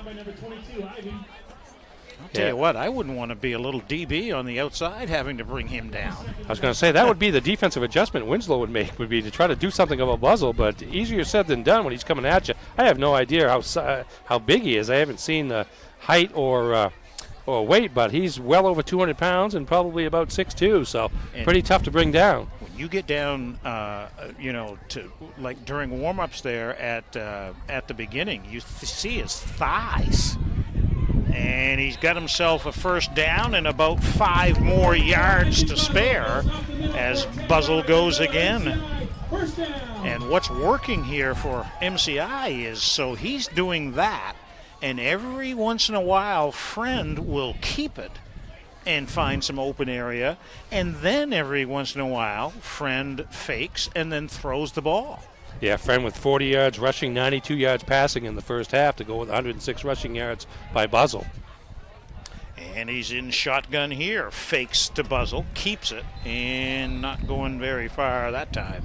Stopped at the line of scrimmage. I wonder if that might have been a little bit of a broken play, because he reached out to make the handoff more than a fake. He kind of left it out there, but the runner decided not to hang around, and Friend just made the most of it and picked up about a yard. Actually, they're going to spot no gain. him back. Lost a yard. So 2nd down and 11 now for MCI. And from the shotgun, he throws far side, incomplete. Number 13, Nason Berthollet, was the intended target. I'm sorry, I guess that was Wilson, number 3. Yeah. A flag, though, so. No flag. I think you see a flag, and what you're seeing is Buzzle's shoes. That's probably right, actually. We got the gold ones. All right, 3rd down, and let's call it 11. 3rd down and 11 for the Huskies. And in shotgun, he fakes the handoff. Friend does, and he goes down. Penetration by the defense, number 54, Garrett Choate. We've called out his name a lot tonight. Yeah, we have Parker St. Clair maybe with the first touch as well. So that interior defense there on a 3rd down and long play. Friend tried to catch Winslow cheating toward Buzzle, faked the handoff, and Winslow defense right there to stop the MCI quarterback and force a punt. So Russell stands at his own 20-yard line and will boot it away to Clark. And it's a low hopper, and it's picked up by Ivy. He's got running room. He's at midfield. He's at the 40, and finally brought down near the 35-yard line. Good field position here for the Black Raiders. Yeah, 25-yard punt return there by Ivy, showing his open field speed. And again, there's Winslow with a short field. And the short fields have been very good to both of these teams. Certainly they were in the first half, and Winslow will try to take advantage of this short field and retake the lead. So they spot it at about the 36, and the handoff to Clark, trying to get outside, and he's brought down at the ankles. I think that was Buzzle, one of the guys on the tackle over there. Not really surprising. Yeah, it was Buzzle. Yeah, Ryan Friend over there as well. Two of the top athletes for MCI, and on that first play, limiting Clark to a short gain on a play that's gained him a lot of yards in the first half. Couple of yards, maybe 3. 2nd down, let's call it 2nd down and a long 7. And a pitch play comes to Clark, and he's got close to a 1st down over there, and late flags. Got a flag down. That's going to be a late hit, I would say. Here it is again. He fakes that inside handoff and then pitches. Draws that defense in and then pitches to Clark, and now it's just a race to the corner. Clark gets forced out of bounds. That's Berthollet at first, and then the late hit there by Wilson is going to, I believe, be half the distance to the goal, inside the 30. Was that an NFL rule? I don't know. We'll see. Somebody is still down, by the way, on the ground as we see the MCI players kneeling, which is a tradition. The Winslow players headed over to their side on the opposite end of the field. Well, they're going to spot the ball just outside the 10-yard line there. That's after the penalty. So, again, great opening drive field position for the Black Raiders. Now the penalty. And they're in business to maybe re-grab the lead here early in the 3rd quarter. And while they continue to attend to the injured player, we're going to take a timeout. It's 19-14, MCI leading Winslow, and this is Ticket TV. Be courageous. Be optimistic. Be involved. Our best days are ahead.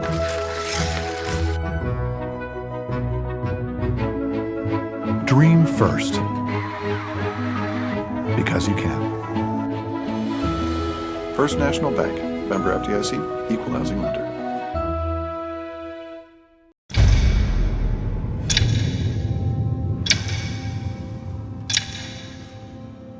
The day begins in darkness. Time does not define me.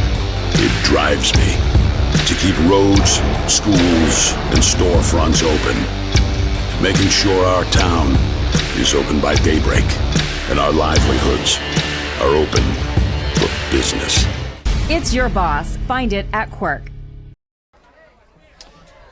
Back here at Alumni Field, Dale Duff, Ernie Clark with you here, and we continue to wait for the attended on the injury. Here's the play. Let's see if we can pick it up. There's Clark again racing to the corner, being chased by Bertolette, nearest to you.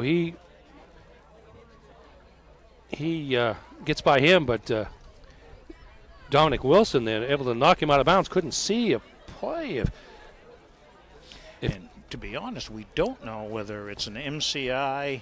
No, except it looks like it's everybody. Now we get an MCI. It's Bertolette, I believe, 13. Let me just double check here. There he is right there, getting up now on his own power. Well, that's good. Right there, being attended to by the training staff of MCI, and he looks like he's on his own. He must have landed funny. I'm looking. I think he's kind of nursing his right leg, maybe. He may have landed awkwardly there, but don't know if he'll return to action. But he looks to be, he's up on his own power now, and it's good to see. And so we resume play with the ball just outside the 10-yard line, and it is first down. They can pick up a first down without scoring here. They give a handoff to Clark, second man through, and he'll get inside the 10. And they'll spot him down at about the 8-yard line, so a couple of yards, maybe 3 on that carry. And I think he got buried by Buzzle on that play. He just kind of grabbed on back and powered him down. Short gain of about 3. A touchdown would give the Black Raiders the lead again. I guess technically that started out at the 11, because if you can get a first down, you've got to get a first down at the 1. Pomeroy wants to throw, lobs it to a wide open Ivy. Touchdown, Winslow. That's a heck of a pattern there. We just watch this. You will watch this on a replay as it develops, and you'll see. Well, that's the celebration. But Ivy went out to the right and then cut up field, and at that point was when he got behind the defender. The defender thought the pass was coming short, came a little bit deeper, and Ivy wide open in the end zone for the touchdown. And the lead for the Black Raiders right now at 20-19. It looks like they're going to go for 2. And try to make this it'd be a 3-point lead. 3-point lead here. And they're not going to do it. And that was Mr. Buzzle. Mr. Buzzle on Mr. Clark yes. Here. As you see the running play coming up. Fake to the fullback. Handoff to Clark, and he just got drilled by Isaac Buzzle. You will not go forward any longer, was the statement made on that play. And that keeps the Winslow lead at just a single point at 20-19. So 20-19. So they have regained that lead in what has been a very, very tight ball game here. Is that 4th lead change of the night? Is that my math? 1, 2, 3, 4? Yeah, that's it. Four changes. By the way, Buzzle came into the game 13 solo tackles and 34 assists. And we had mentioned the name Harrison Seitz. We've called him out a couple of times. 15 tackles and 47 assisted tackles. So that's kind of the 1-2 inside punch for the defense for MCI. I'll say on that extra point attempt, that was an unassisted tackle by Bussell. Yes. Yeah, count that one as a solo. All right, here it is on the kickoff. It is taken, and still on his feet is going to be Braden Kennedy. And let's see how far up he's going to get. There's going to be a flag on that play. It's number 62 of MCI just cleaned out somebody trying to block on the St. Clair. Yeah, on the kick return there at about the 20-yard line. There was no doubt about that one. And this time, instead of a short field, MCI is going to have a very long field. This drive is probably going to start out inside the 15. Wow, it's going to go against Winslow. What do I know? Personal foul against Winslow. How many of those have they had? That was a heck of a block by St. Clair, though. Apparently it was legal. Was it legal? Here it is. Here it comes again. right there. Oh, that is legal. That's absolutely legal. Yeah, he hit him in the numbers. Hit him right in the shoulder pads. Yeah. And I don't know whether there was, I don't know where the personal foul happened here, but it'll mean 15 more yards for the Huskies. And every time one of these teams picks up one of these personal fouls, the other team has oftentimes cashed in. Oh, yeah. Well, you shorten the field, and there's less distance to go, and here we are. Now, this isn't the greatest field position that MCI has had in the game, but it's still at the 38-yard line, and they're in good position, not having to worry about being in the shadows of their own goalpost. Friend will send Russell in motion. Now he'll roll to that side, throws to that side, and it is to Russell. And he's got a first down, and he's inside of Winslow territory. That's a neat play. Yeah, it is. Here again, the rollout to the right. You can see Russell to the far left of your screen. He's wide open as he breaks through the defense. Nice accurate pass on the run by Fred, and then it's just yards after catch for Russell inside the Winslow 40. And so the Huskies go to work here trying to regain the lead. Kennedy goes in motion here from the far side to the near side. And what do we have here? Illegal procedure. It might have been number 21 with a little bit of a false start jump there as the man in motion was going by him. So I'll be first and 15 now. So now the ball at the 44-yard line. And they go to work here. Trailing by a point. Almost halfway through this third quarter. These two teams, top two teams, 4-1 records. They have their common opponent that they have lost to, Wells from the south. Now Friend rolls and throws, tipped and then caught by Russell.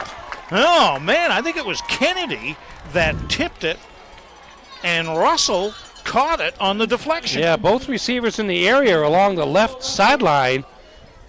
Kennedy up about 5 yards in front of Russell, and I agree with you. It was tipped, but good concentration by Russell. Here's Friend throwing on the run here. Ball in the air, tipped by Kennedy, caught by Russell. How about that? And then back to live action. And a 9-yard gain. And was that Buzzle on the carry? I believe that was Friend. Quarterback keep there. And that's another first down as they will spot the ball inside the 25-yard line at about the 22. And they'll give to Buzzle here, and he'll plow his way forward for a nice gain on first down. And he'll get inside the 20-yard line. That's a pickup of about 7 yards. Again, great balance by MCI here. Run, pass, run, pass. And moving the ball up and down the field pretty quickly. Second down, 3 yards to gain. And it's to Buzzle again. Cuts it to the middle's got a first down and more. And he's inside the 10-yard line the big fella just keeps rumbling and bumbling for yards. It's just so, unless you cut his legs out, it's so hard to tackle. He's got upper body strength and then the powerful upper legs, as you mentioned. And he's just a load to bring down. Now we've got an injury timeout as looks like Ivy goes off the field on the far side at about the 10-yard line. Now he's being checked out by medical staff on the far side of the field. But it's going to be 1st and goal now from the 8-yard line. The Huskies go to work. Friend with Buzzell on his left. He'll hand off to him. Buzzell turns, rolls forward. Does he get in? No sign yet. I think he's about a half a yard short. Yeah, he's inside the 1. Again, that's running off that right side of the line. That's St. Clair and Harrison Seitz over there at right guard and right tackle, respectively. And MCI has had a lot of success there. Now inside the 1.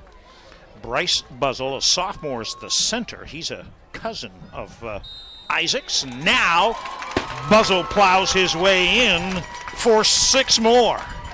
You just can't stop this from this distance. 34 again. Defense makes the penetration, but by that time Isaac Buzzell is already into the end zone, and that's touchdown number 3, I believe, for him tonight. Yeah, 6 yards, 4 yards, and now 1 yard. And the 2-point conversion is going to be no good. Winslow will hold there, and that'll keep the score at 25-20. MCI has indeed regained the lead. What do you think? Last team with the ball wins this thing? Man, That's the way it's looking, certainly. But I think the first team that knocks off the penalties may be the team that has a chance here, because you've got to make them drive the field. That was just a 38. No, I'm sorry, that was 62 yards. That was one of the longer drives of the game, but it started out on first down with that initial pass of 23 yards from Friend to Russell, and then another pass to Russell, the tip pass for 24 yards. So it only took him a couple of plays to make up most of those 62 yards. And the thing is, on this Isaac Buzzell story, he hasn't carried the ball in forever. I mean, he's one of the better linemen and has been very effective. They've had lots of running backs. So it isn't like this is, old hat for him. I mean, he's just a very good athlete. And frankly, Coach Bertrand told me he didn't know if it was going to work, that they were kind of forced and just needed to try this. And again, I keep looking down at the number 76 jersey, which is what he usually wears. It's got a different set of shoulder pads, sure. So that if it wasn't going to work, they were going to put him back at line. I will say this, though, talking with Tom Bertrand before the start of the season, one of the areas he thought he had depth was at the line of scrimmage. And that's certainly showing up tonight, because unlike the Patriots, you take somebody out of the line and you're still able to run the football. All right, little fumble by Clark on the ball, or by Ivy rather. He's got it now, going to get some yardage, and he got one man to beat, and he can't beat him. Oh, great run by Ivy, and a touchdown-saving tackle over there. Let's see if we can try to get you the number here. It's Buzzell. It was Buzzell. Of course. He gets the ball at about the 20. Gets to the outside, kind of a little bit off balance, but breaks the tackle right there. And then he's able to get new life with the run, and then it's just a matter of look at that, whether he can get past Buzzell. Couldn't quite do it, but another short field as the Black Raiders now start out inside the 45-yard line. Buzzell will sleep well tonight, won't he? It's about a 35-yard kick return. Yeah, he certainly will. From the 44, I beg your pardon, from the 44. And carry over the left side will net about 5 yards.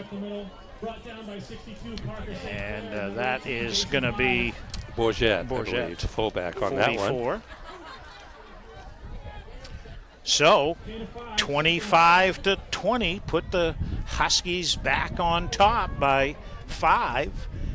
as we roll inside of 5 minutes to play here in quarter number 3. Alumni Field in Pittsfield on Ticket TV. Great to have you on board with us here tonight. And Colby Pomeroy and company go to work.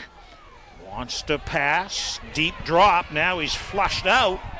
And can he get rid of it? Yes, he can. And the catch is made. Widorinsky with a great catch, and he held on. Well, and Pomeroy did a great job of buying time, and his receiver, Widorinsky, did a nice job of coming back to make himself a target toward the sideline, and a great leaping catch as he's being hit. Well in bounds, and a big play for the Black Raiders for the first down. That was Ryan Friend that brought him down. He did all he could do. All right, so a new set of downs here for the Black Raiders, threatening to regain the lead. High set behind Pomeroy, little fumble on the handoff, and he eventually gets it to Clark, and he gets spun down after a gain of 3 or 4 yards. Yeah, that time went to the short side of the field, which gave MCI defensively a chance to catch Clark and limit the gain on first down, but still a gain of 3 yards, almost 4 by the Black Raiders. That wind, I don't know if it's picking up anymore, but it seems like it's feeling a little bit colder too than it was before. I do have my backup coat ready to go to bring out if it need be.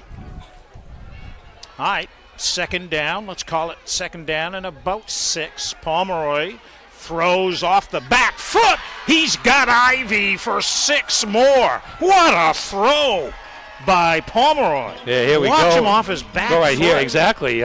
Fake the handoff to Bourget originally, and then it's his own offensive lineman kind of got pushed back toward him, and again off the back foot, as you said, and a strike just a little bit behind Ivy, but he was the only one there between 2 defenders, makes the catch, 23 yards on the touchdown play, and Winslow back on top. And Ivy now has back-to-back touchdown catches. That one, for 23 yards? 23 yards, 2:39 left in the third quarter, and now Pomeroy will try for the extra point kick. These PATs and 2-point things have been trouble for both sides. This one is good, and so it is a 2-point lead here for the Black Raiders. I'm sorry, two-point lead at 27-25. 4 plays, 44 yards on that drive. Final 23 on that pass over the middle from Pomeroy to Ivy. I'll tell you what. Let's look at that play again.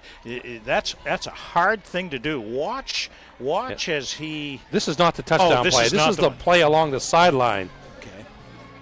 And you watch that high throw and receiver way up to get it as he's being hit from behind. That's a heck of a catch there to give Winslow a first down. And then it was one play later that Pomeroy goes back, fakes the handoff to the fullback, feels a little pressure, throwing off his back foot, and in behind 2 defenders is Ivy with the touchdown.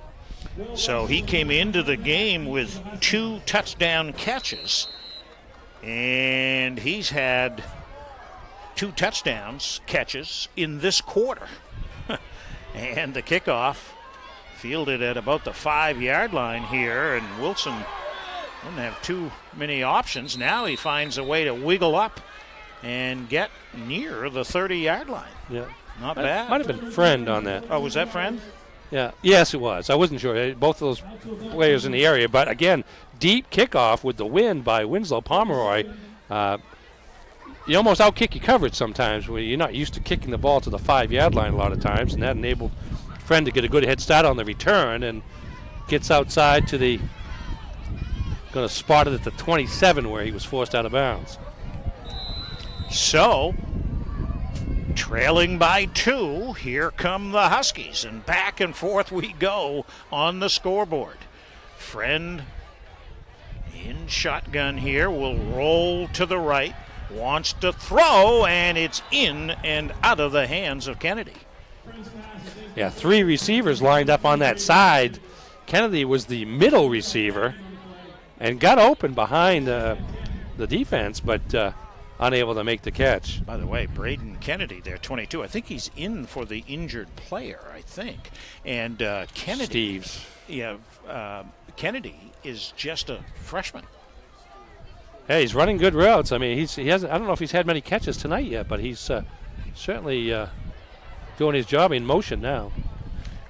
Friend rolls to this side, throws complete, and that one is taken out of bounds. That's going to be Will Russell, and he kind of went halfway up the hill, and there are a couple of kids playing down there. I think they're okay. I think that kid in the blue coat gets credit for an assist on that tackle there out of bounds. But, yeah, I think he looked to be all right as Russell saw what was coming and did everything he could to slow down. There is not much room there, though, between the sideline and then the little hill with the rope. You know what? We've got a flag down here, and the officials are talking to the Black Raiders, so that play may be coming back. I wonder if that was a... It is a hold. Going to be a hold on MCI, and Winslow will take the penalty. Sure they will. So forget the pass and catch play, and that'll back them up 10 yards here. And that's quite a difference in field position here for the MCI Huskies, who find themselves down here by 2 points. Yeah, I mean, you think about it, nearly all the penalties in this game of late at least have benefited the offenses, right? Creating short fields and whatnot. This is one of the exceptions here. A hold on MCI. Now they've got first and long. And it is from about the 12-yard line, and they're going to get backed up, I think, a little bit more as they're called for illegal procedure here. So they're going to get backed up 5 more yards. Yeah, I said first and long. I meant second and long. It was actually second and 25, and now another 5. Once they spot the football, I'm waiting for the yard marker to be set. It's going to be about 30 yards to go for first down. They're at about the 7. They need to get to the 37. So second down and 30. Second down in Newport is what it is. I think we're pointing in the right direction for that, too. We are. All right. Here he is, just outside his goal line. Friend throws, and it is picked off. Picked off by Ivy. Question is, did he get down? Yeah, he's down on the ground. I think he's down with a spot because both him and number 3, Wilson, were in the same vicinity. Great job by Ivy of going and taking the ball away. They're both in position for it.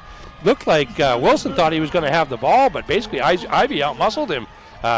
As they both went up for it, a 50-50 ball. Ivy made the catch but was down by contact. But again, the turnover gives Winslow the ball at the 35 of MCI. So big player there by defense, set up by the penalties that forced MCI deep into its own territory. And now Winslow with the ball with a short field again. A third quarter to remember for the senior Cody Ivy. 2 touchdown catches, and now an interception. He doesn't care which quarterback throws it. He just wants to grab it. All right. Now reverse handoff here is going to go to who else? Ivy. And he's got himself maybe enough for a first down. It is. Yeah, it may have about been 11 yards. A saving tackle, shoestring tackle there by Russell that prevented that from being a much greater gain, but it is going to be a first down. They finally moved the chains. So the Cody Ivy show continues here for Coach Mike Savitsky's Winslow Black Raiders, trying to add to a 2-point lead. We're inside of 2 minutes to play here in the third quarter with the wind picking up here in Pittsfield. All right, Pomeroy. Second man, no, he's going to keep it. He's going to run wide, and he's not going to get anywhere. That's Ryan Friend coming in and making a big-time tackle. Yeah, that's a heck of a one-on-one play out in open space there. Friend was able to string out Pomeroy and then get the angle to go for the leg and made the sure tackle. Going to go for a slight gain of about 3, but still could have been a lot more. Clock continues to roll here late in the third quarter, as we've seesawed on the scoreboard a lot here tonight. This time, Winslow's trying to add to that lead. The eye set in the backfield, and he fakes twice, wants to play action pass, and he's got a wide open tight end, Nathan Newgard, for the touchdown. Yeah, he was wide open too. I think Newgard lined up on the left side of the line, just goes straight down the field. Nobody went with him, and you see the pass by Pomeroy, and there's nobody within 7-8 yards of Newgard who scores, and Winslow be able to stretch out the lead. It's still a one-possession game pending this extra point situation at 33-25. So it is an 8-point. They're going to kick the PAT and try to make it a 9-point thing. Pomeroy will do the honors, and this one is going to be good. And it is indeed a 9-point game. So back-to-back touchdowns here late in the third quarter for Winslow. And the Black Raiders lead the Huskies by 9. This is Ticket TV.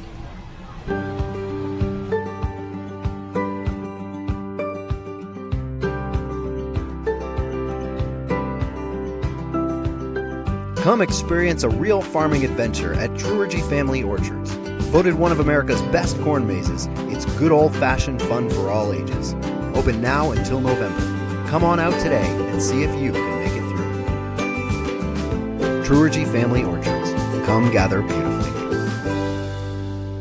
New Dimensions Federal Credit Union is more than a place to deposit money or take out a loan. At New Dimensions, we're all about the how, like sharing with our members how to build credit, how to repair bad debt, or how to plan for retirement. We're here to help you learn, no matter where you are in life. New Dimensions Federal Credit Union. Educate, empower, evolve. That's how we do it. New Dimensions Federal Credit Union, for every new dimension of your life. All right, here's the kickoff to the Huskies, and it is taken there by Jason Piles, and he's still on his feet. He's in Winslow territory, and they can't bring him down until he's at about the 40-yard line. How about that by Piles? I'll tell you, that's just what MCI needed after the turnover led to the Winslow touchdown.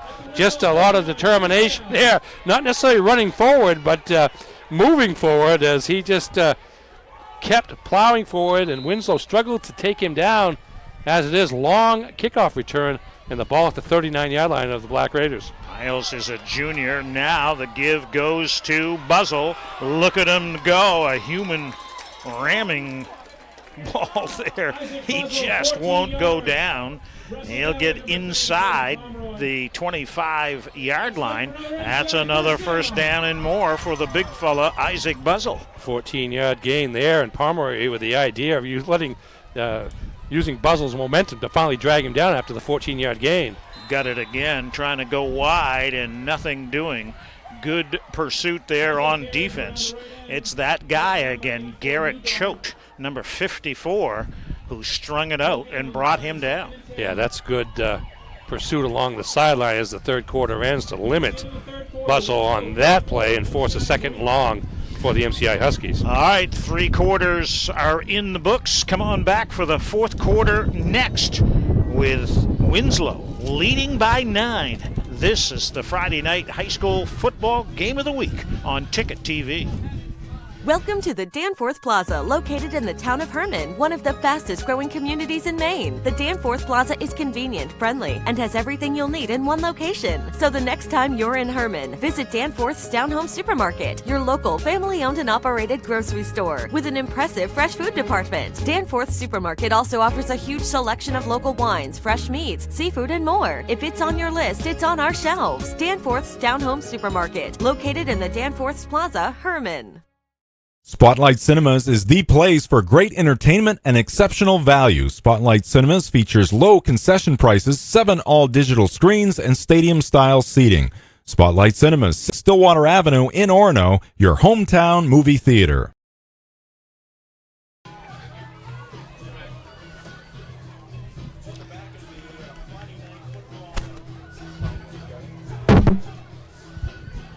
Welcome back into the Friday Night Football broadcast booth. Our score 34-25, Winslow with the lead. And we'll send it back to Dale Duff here. All right. Second down call here for the Huskies. Friend is going to keep, and he'll try to plow forward, but plenty of attack there.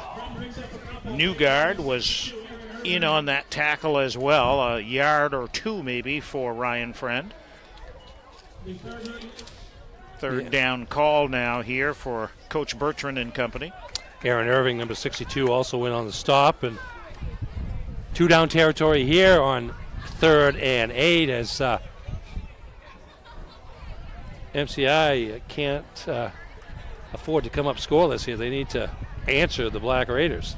Yeah, it's a 2-possession game here as we start the fourth quarter. It's a 9-point differential. Friend rolls, throws, got a man wide open. That's Russell. And here come the Huskies of MCI. Yeah, good patience by Friend here. Again, he's going to roll right. Had 3 receivers, 2 of them short, but there goes Russell behind the defense. Bourget had initial contact with him, but let him go. May have been some zone situation there, but nobody covered Russell deep and wide open for the 23-yard pass reception as MCI answers and gets it back to what is right now within a field goal. And so he's got 2 touchdown catches. Buzzle has 3 touchdown runs. And the Huskies are going to go for 2. And they give it to Buzzle, and he's going to come up short.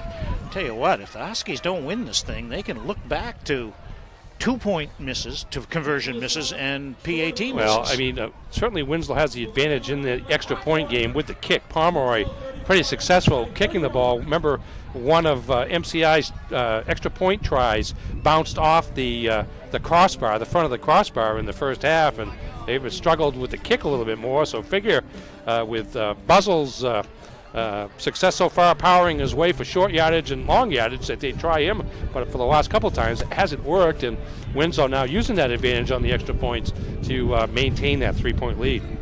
All right, let's go back to Jim. Thank you very much, Dale. Friday Night Football brought to you by Truergy Orchards. Truergy Orchards has been voted one of the top corn mazes in the country by USA Today. For fantastic family fun, visit Truergy Orchards at 3876 Union Street in Levant or at TruergyOrchards.com. Some quick scores here. We've got Bangor leading Edward Little down in Auburn 7-0. That game in the fourth quarter, and Oak Hill a 7-0 lead over Bucksport in that matchup in Bucksport. Back to Dale and Ernie. All right. We'll see the Bangor Rams against Sanford next week. They could be, if that score holds up, Bangor could come in on a 2-game win streak. In 3-3 on the season after they had won 3 games in the previous, I think, 4 years combined. All right, here's the MCI kick. The Huskies trailing by 3, and here come the Black Raiders. It's that guy again. It's Ivy.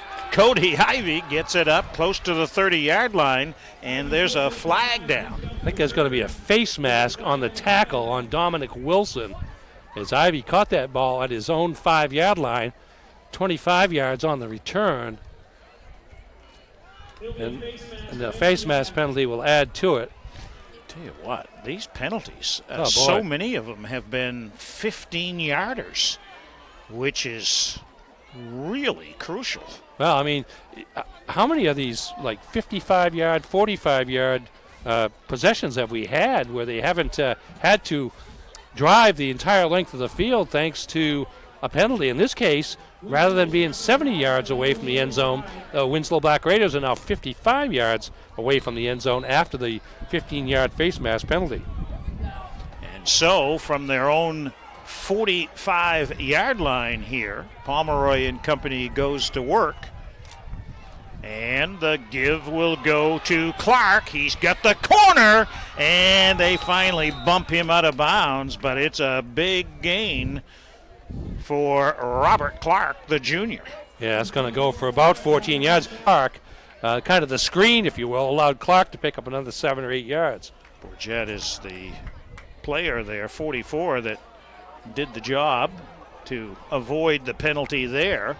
First down here for the Black Raiders. And handoff. No, it's going to keep her by Pomeroy. He's got a first down. He's down close to the 30-yard line. Boy, I tell you what, when he decides to go, he's got some speed too.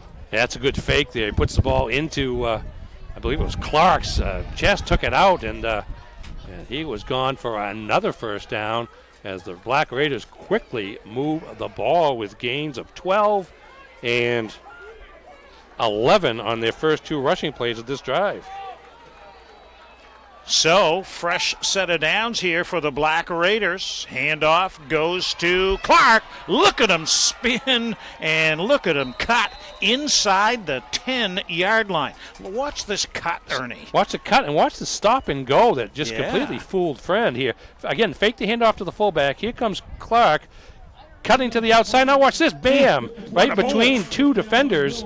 And then it was just a matter of the secondary trying to hold him down. And as it is, inside the 10-yard line, let's say at about the 9 is where they spot the ball. Gain of 23 by Clark, who's approaching 150 yards for the game. Leading by 3 points. The Black Raiders threaten for more, and give goes to the fullback, this time Bourget, the sophomore, and he'll pick up 2 or 3 yards there and get the ball down to the 6-yard line. Clock now rolls inside of 10 minutes to play in the game. 10 minutes to play. We've had 6, I think we counted them up during the timeout, 6 different lead changes. That's the kind of game it has been. It has been fun. All right, Pomeroy up under center. He will pitch. It goes to Clark, and he's in for the score. Stop me if you've heard that before. Yeah, nobody over there on the right side. Again, here's Pomeroy rolling to his right, fakes the handoff to the fullback, and then pitches out to Clark, and he has nothing but green grass ahead of him as he gets into the end zone easily for another touchdown, this one from 6 yards out. And let's see here. They are going to kick. They lead it by 9. They'll try to make it a 10-point game here. Pomeroy does the kicking. Ooh, high snap, but a good hold there. And it is no good on the kick. Tell you what, he kicking right into the teeth of the wind there, too. Yeah, you could see that ball affected by the wind. Knocked down and pushed toward the left there. Not much of a chance, but still a 2-possession game again for the Winslow Black Raiders, up 40-31, up 9 with a little over 9 minutes to play. For the junior Robert Clark, it is his 2nd touchdown run of the night. He's got one from 22 yards. That was a 6-yard job. And he now has 5 on the season. And I'll tell you right now, Ernie Clark, I've got a warning for you. I've only got room on my score sheet page here for 1 more touchdown. Well, I'll give you 2 because you got underneath all the boxes, you got a little open space. So we'll give you 2 more touchdowns. Okay. I can handle 2 more scores, and that's about it. After that, we'll have to get somebody in the computer department here to do the mathematics. Man, oh man. 1, 2, 3, 4, 5, 6, 7, 8, 9, 10, 11 touchdowns scored combined. And it was 7-0 after the first quarter. Yes. All right, a little squib kick there. It's going to end up in the hands of Friend, and he'll bring it up over the 25 and stood up there. And so the Huskies will go to work here, trailing by 9. In other words, it's a 2-possession game here. And so they'll spot the forward progress at the 29-yard line. And seemingly for the first time in a while, we can say, and there's been no penalty to add on. That's, it's very true. I think the officials are discussing why that's not the case because it's so used to. I might have spoke too soon. Yeah, you did speak too soon. I did. I didn't see a flag, but it's going to go against MCI, and it is a 15-yard jobby, right? Yeah. Ball's marked now at the 19. I think it was 10 yard. 10 yard. 10 yards. Holding, I believe, was the call. But it's now still first and 10, but just 10 more yards to go.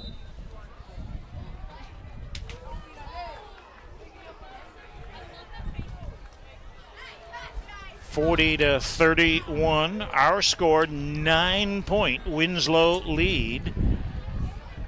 And Friend in shotgun sends Berthollet in motion. Rolls far side, wants to find a man. It's picked off. And it is picked off by Pomeroy, the quarterback who plays DB. Watch him go up and just take it out of the air. That's great hands by Pomeroy. You watch this as Friend on the run, throwing and up in the air and coming down with it is Pomeroy, sure-handed. And now Winslow with the turnover with another short field to go, but that's a killer turnover there against MCI as because Winslow will go for the touchdown here, but also try to run some clock down in the process. Ryan Friend entered the game with just 2 interceptions thrown on the year. Came in with 13 touchdown throws and just 2 picks. All right, Pomeroy now back over center. Gives to Clark. And after a yard or 2, they'll stop him right there. But you're right, Ernie. I mean, they want the points, but they want the clock to run as much as anything. So absolutely. My thought is they'll probably keep this on the ground and keep it out of the hands of Buzzle and Friend and company. By the way, just an update on the scoreboard. Bucksport now leading Oak Hill 21-14 in the fourth quarter. And another game, final Holton 7, wow. Belfast 6. Belfast had been on a run. Class C, Belfast dropping to 4-2, and a great win for the Holton Shiretowners. All right. Give again on the ground. Bourget, I believe. It was the fullback, the bottom of the pile there. Yep. Let's see if that ball is going to be close to the 10-yard line. Looks like that will be a first down as they move the chains. And it's going to be just outside the 10-yard line there, I think. Mark that at the 11. They still can get a first down at the 1. And the give this time to Clark. And you've got a stoppage in play, I think, right? Yep. No, they're just going to say he was down. Gain of 4 to the 7.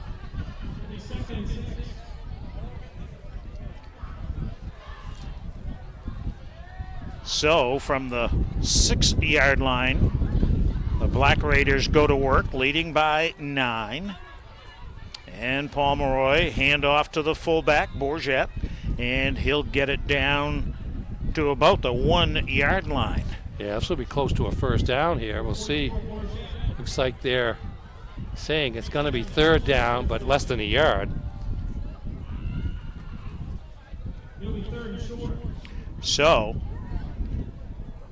they can pick up a first down and not get the touchdown. Let's see what happens here as Pomeroy will hand off to Bourget, and he plows his way in. 6 more points for the Winslow Black Raiders. This time the fullback gets into it.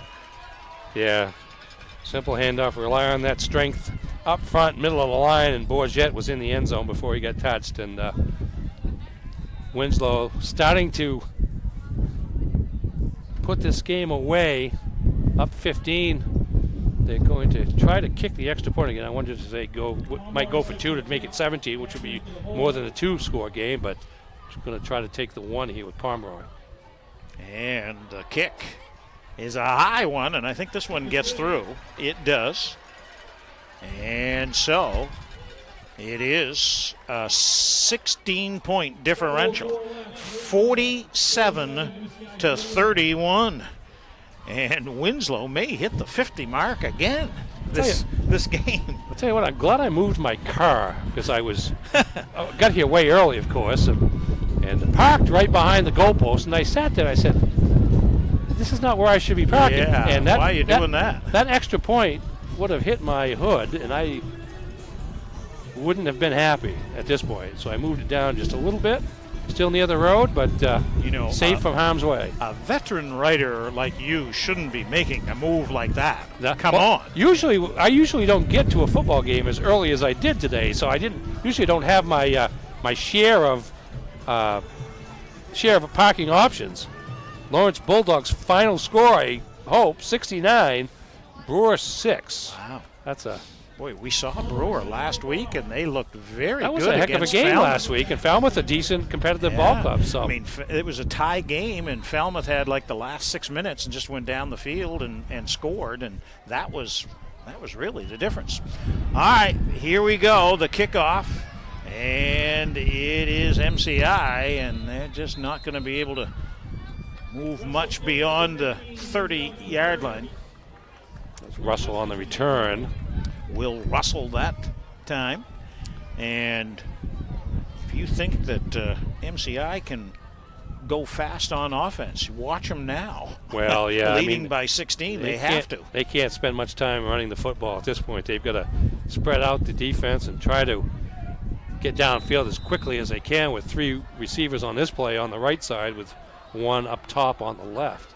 Back-to-back Winslow touchdowns in just a little over 2 minutes has really pinned the Huskies back, but there's a pass play, and it's a good one caught by Russell, and they shove him out of bounds, which stops the clock. Hey, Russell's a quality receiver here, and his friend who likes to throw on the run and very accurate on the run found Russell about 12 yards downfield, and he was able to get another 7 or 8 yards after the catch to bring the ball to midfield, so there's an 18-yard gain right off the bat. I know there's a lot of games left to play and then the playoff rounds and all, but I wonder if this is just the sneak preview of the Class C regional final. Here's Buzzle, and he's got a head of steam, and he's inside the 40-yard line, and I think he's going to get enough for a first down. Indeed he does. Yeah, it's interesting. Of course, as you mentioned, potential of a Northern Maine final, but I think the Herman Hawks would like to think that they still have something to do with it. They've got a couple of losses to non-conference foes, but they are at Winslow next Saturday and then home against MCI to close out the regular season. So this is kind of a first game of a little bit of a trilogy here between the top 3 teams in the league. By the way, 2 weeks from now, we'll be in Herman. We'll have that Ticket TV game with this MCI team at Herman, 2 weeks' time. Well, and incomplete pass. And if you think that Winslow, with this win, is going to put itself in a first place position, depending on what happens next week, that game right there, at the least, could be for who would host each other in a semifinal if they were both to get to that point. Yeah. All right, incomplete pass, so it's now 2nd down and 10. Clock, of course, stops on that incomplete pass. Just over 6 minutes to play here with Winslow out to a 16-point lead. That is the biggest lead of the night for the Black Raiders. Play action pass, friend in trouble, gets rid of it, and it goes short of his intended receiver. And that'll set up 3rd down and 10. You can see the flag up over the scoreboard there. See that blowing there? And the wind is kind of picked up. It's pretty stiff. As the game has gone on here. It's a fall evening, isn't it? Yeah, I'm really debating at the next time out whether I go with my extra coat. I'm kind of thinking I am. I'm actually not. See, I'm not, and one of the reasons I'm not is because I want to toughen myself for later in the fall when it really gets cold. Try to minimize how many layers I actually have to wear. I need to get to that spot, though. All right, friend rolls, and guess who's got him? What if I said Garrett Choate's name again, huh? 54? Wow. I'll tell you what, though, that may be the first quarterback sack of the night. I don't recall many of them, both these agile quarterbacks. And but that a big one there as he broke through the defensive line and was able to make a stop. And Yeah, it's -6 on the play, -7 actually. And so it's 4th down. 4th down, yeah, and they've got to go for it here, obviously trailing by 16 points. So in many respects, this might be the ball game right here with 5.5 minutes to play. Friend will need about 16 yards. Rolls, looks, throws, and nobody home. It goes incomplete, but now we've got a flag down right around where the quarterback was. Could be a roughing. It is. Roughing the passer against Winslow, and some new life for MCI. Actually, nobody from MCI ran deep enough to get the first down on the pass route, but yeah, you know who was guilty of the penalty there is none other than Garrett Choate, because his teammates were coming over kind of saying, stop, don't do that. He liked the feel of that last sack and went for another one, and as it is, it's going to be going to keep MCI in the ball game for now. It's the 15-yard walk-off. I mean, I haven't kept track, but this may be our league record for major penalties tonight. On both sides combined. I don't remember a game where we've had so many 15-yarders, and I mean, it isn't like they're cheapies either. They have happened here, and it's been both teams. So they will walk 15 yards and set the ball down just shy of the 30-yard line. And so instead of the Huskies being out of downs, turning the ball over on downs, they've got new life here. Yeah, that was a 4th and 18 play, so a gift from the Black Raiders. But MCI has to take advantage of it quickly here. All right, Friend looks over the field, going to run it right up the gut. He's got 5-10 yards, still on his feet, and gets inside the 20-yard line. That's a first down for Ryan Friend. Yeah, Buzzle in motion served as the lead block on that and cleared the way for Ryan Friend to get the big gain and the first down at the 17, gain of 14 on the play. Clock continues to roll, hits the 5-minute mark, and Friend goes to work again and picks his way down inside the 10-yard line. Look at him just kind of take his time. See, watch Buzzle there. Right there, comes in motion from left to right as a lead block. That time, Friend went outside and was able to duck under a tackle and get inside the 10-yard line. Should be at the 9, 2nd and 2. Trying to cut into a 16-point deficit here with time winding down. Wants to throw, looks over the middle to Buzzle, batted away. And intended for Buzzle 52. That's Christopher Ratcliffe on pass breakup. Yeah, broke up from behind. Looked like Buzzle had done a pretty good job of shielding the defense from the ball, but able to get around. You say it was 52 on that play. And Ratcliffe. So goes as an incompletion. So, third down and 3. Obviously 2 down territory here as Friend looks to throw again, and it's going to be a catch. Oh, you're going to wave it off. That's a close call. I thought he might have had the catch, but the ball hit the ground, and I don't think he had his hand underneath it, and that's why they rule it an incompletion. But Dominic Wilson with the almost catch. He thought he had it. And he thought it was awful close right along the goal line. Now we're going to have a bit of a conversation here as the official from the back judge, I think, actually made the call of incompletion as the side judge was looking for help. He couldn't tell, and now they're going to have a conversation as to whether or not he had this would be an NFL play. I think you might see a red flag come out to challenge it. Whether it's right or wrong, it's worth a challenge because it was a pretty good effort by Wilson to come up with that ball as it was thrown in an area low and to the outside where only he could make the catch. But I don't know how you change the call unless the original official that was a little reluctant to make the call or wanted some help was certain of one thing or another. And now they're going to call it a catch. And I don't know if it's a touch. It's not a touchdown, I don't believe. So that's Russell again on the reception. Yeah, I think that the white hat, the head official, I think went with the official that was closest to the play. Yeah, exactly. Although he never made a call that it was a catch. But and then he finally looked up for help, and now we're going to get a timeout. And Mike Stavisky is dropping the red flag. Yeah. Jim Churchill, take it away. All right, thank you very much, Dale.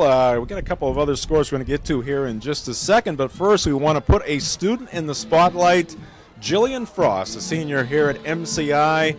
Academically, she's near the top of her class as she prepares to pursue a nursing degree at college next year. 4-year member of Key Club, has been honored as one of MCI's outstanding math students. 4-year member of the varsity field hockey team, where she has been part of 2 regional titles and the 2017 state Class B field hockey championship team. She serves as captain of the Husky field hockey team this season. Jillian is also a 4-year member of the softball team here at MCI, where she will be a captain this spring. So Jillian Frost, our student in the spotlight. A couple of other quick scores here. John Baps, 21-0 over MDI. That's a final. Oceanside, 22-18, defeating Old Town tonight. Back to you guys. And it is goal to go here for the Huskies, trailing by 16. They need to score and then maybe an onside kick. First, the score. Here it is. Friend is in. Touchdown MCI. And don't go anywhere. No, still 4:13 left. Fake the handoff to Buzzle. That'll draw our defense's attention, and pretty much wide open space till he gets hit in the end zone by Ivy, but he already scored the touchdown by then. 10-point margin now. MCI needs to go for the 2-pointer and needs to convert it to make it a 1-possession game here. So big play coming up here on the extra point. And it'll be Friend. Big 2 points sitting out there. Throws high and wide. And the score will stay a 10-point affair, which in essence is a 2-possession thing. Yeah, that was a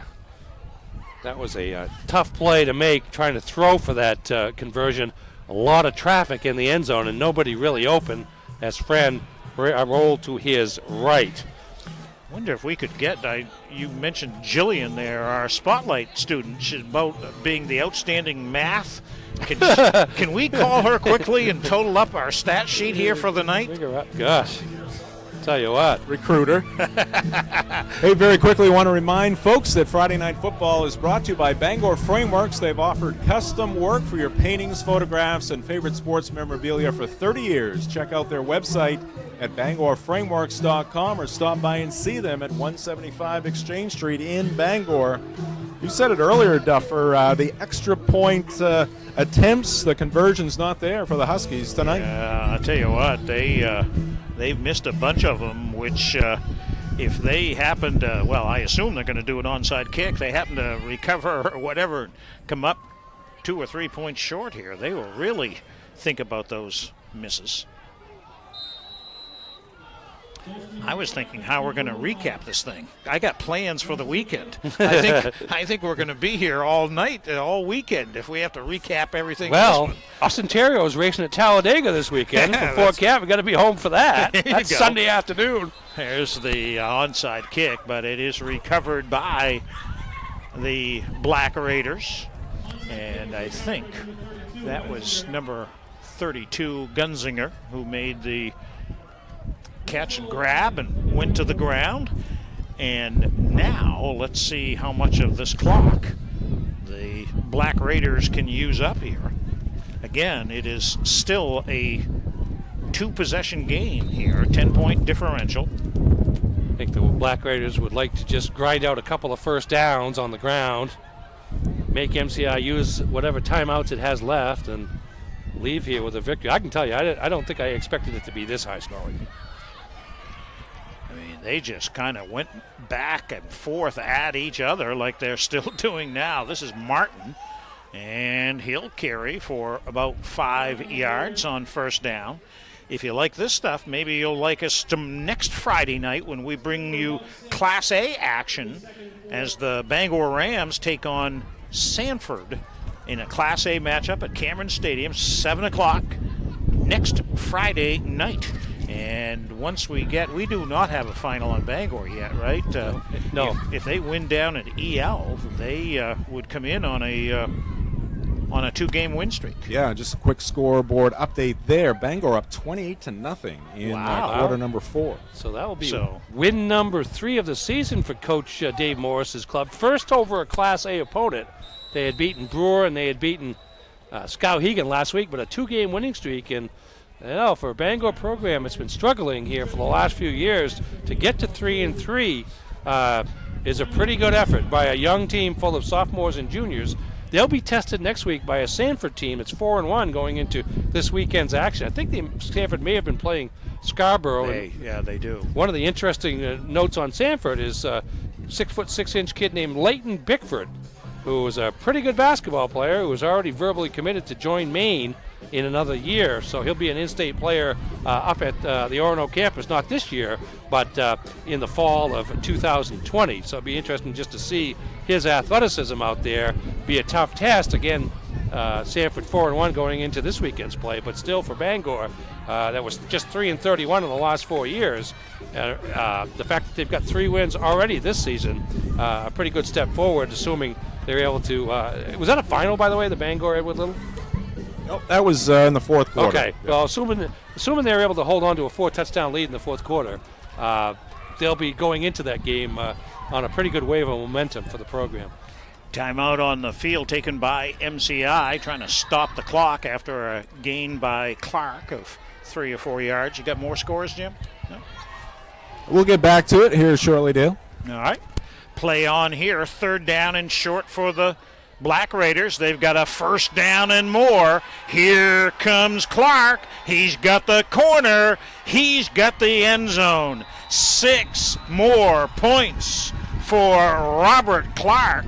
Put on a show, young man. He's so shifty, yet he has got sprinter speed once he gets out in the open there. And he had Ivy to run traffic for him, but really didn't need it. He was gone. This is a big night for Rob Clark here. I'm saying he's got about 200. Give me a second, and we'll do the math here. I tell you one thing. He's got 3 touchdown carries. I know that for sure, and that should just about ice this game as the Black Raiders hit the 50-point mark again. Make it 53 and maybe 54. The kick is good, and it is 54-37. I don't remember a high-scoring game for both sides in a long, long time. Jim? Yeah, Mattanockhook racking up the points tonight as well. They defeat Washington Academy 69-12, and Bucksport indeed picks up the win. Strong second half for the Golden Bucks. They defeat Oak Hill 21-14. Friday Night Football brought to you by Danforth Down Home Supermarket in Herman. They are a full-service supermarket complete with community pharmacy, locally owned and operated since 2007. Danforth features a great deli and bakery along with fresh meat, seafood, and a fully stocked produce department. Danforth Supermarket, 2402 Route 2 in Herman. And our final game of the year in the regular season will be in Herman for the MCI Huskies up against the Hawks of Herman. Yeah, and we were talking earlier, at least that game could very well be for who's the 2nd seed in Class C North and who's the 3rd seed in Class C North. So if they would if that would be the case and they would win their first-round games, it would determine who would host that semifinal. So significant meaning there as well. That's a big win for Bucksport tonight, and Mattanockhook with its 4th straight win since an 0-2 start. Will Russell brings the kickoff back, takes a whack on a hard hit there, and it is now 3 minutes plus here to go in the game, and the Black Raiders are in control. They have now scored 3 touchdowns in this fourth quarter. They had 3 touchdowns. Well, I'll have to check. Yeah, 3 in the third. 3 in the third. And 3 in the fourth. Yeah. And you brought this point up there just a little while ago, too. It's hard to believe, but Winslow was ahead 7-0 at the end of the first quarter. And you're thinking, well, I even said maybe 14-7 thing.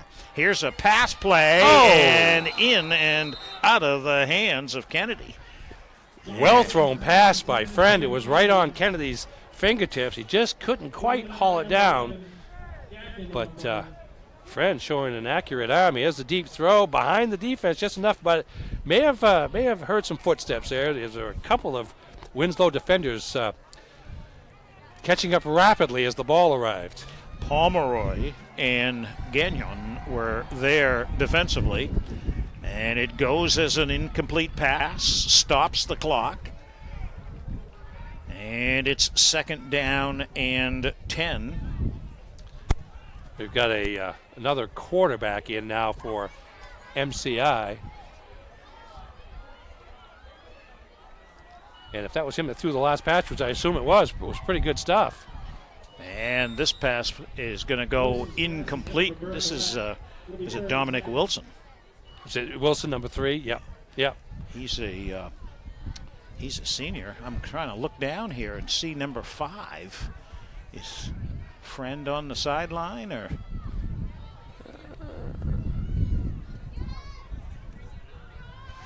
Yeah, he is. He's down on the far end. Oh, yeah, you know what? They are looking Might at have his tweaked leg. his leg, yeah. Yeah. Well, probably at this stage. Better safe. It's a 17-point game here with just a couple minutes left. That's a good pass play, complete to Russell. First down. He's got a first down. Uh-oh, he fumbles the ball. And does Winslow recover? The official says yes. Who recovered it? Who else? It's Ivy, but there is a flag down on the play. Flag down at midfield. Pass from Wilson to Russell. And so they're saying that it is a fumble. Here we go. And I didn't. The flag came down away from where the fumble occurred. So yeah, Pomeroy's saying it's against MCI. Let's see what the call is. Wow, I don't even know what that signal is. What is that signal? It's decline. The penalty is decline. Oh, good. And what Winslow's going to decline whatever the penalty was against MCI. Take the ball and run out the clock. Jim, you got more? Just want to remind folks out there that Friday Night Football is brought to you by Old Town Rec. Old Town Rec in Old Town is where recreation, education, and community come together. Located at 342 Bennick Road in Old Town, the Old Town Rec Center offers preschool programs, youth programs, and after-school enrichment programs. Visit them at oldtownrec.com. Well, it's a 17-point lead here for the Black Raiders as they will try to run out the clock. Let's see what MCI does in terms of how many timeouts they have left. Uh-oh, here comes Clark up the gut, and he's gone again. There is not any Husky that's going to catch him as Robert Clark does it again. Yeah, Bourget the lead block there, 44, and once Clark gets through the linebackers, he's gone 56 yards on this rush. That puts him up around 280 yards rushing. I had him for 221, plus 56 is 277. Just sprinter speed there by Clark. Such an explosive runner. And makes it look easy. And I'll tell you what, this game is going to wind up being, well, that's 60 points for Winslow again.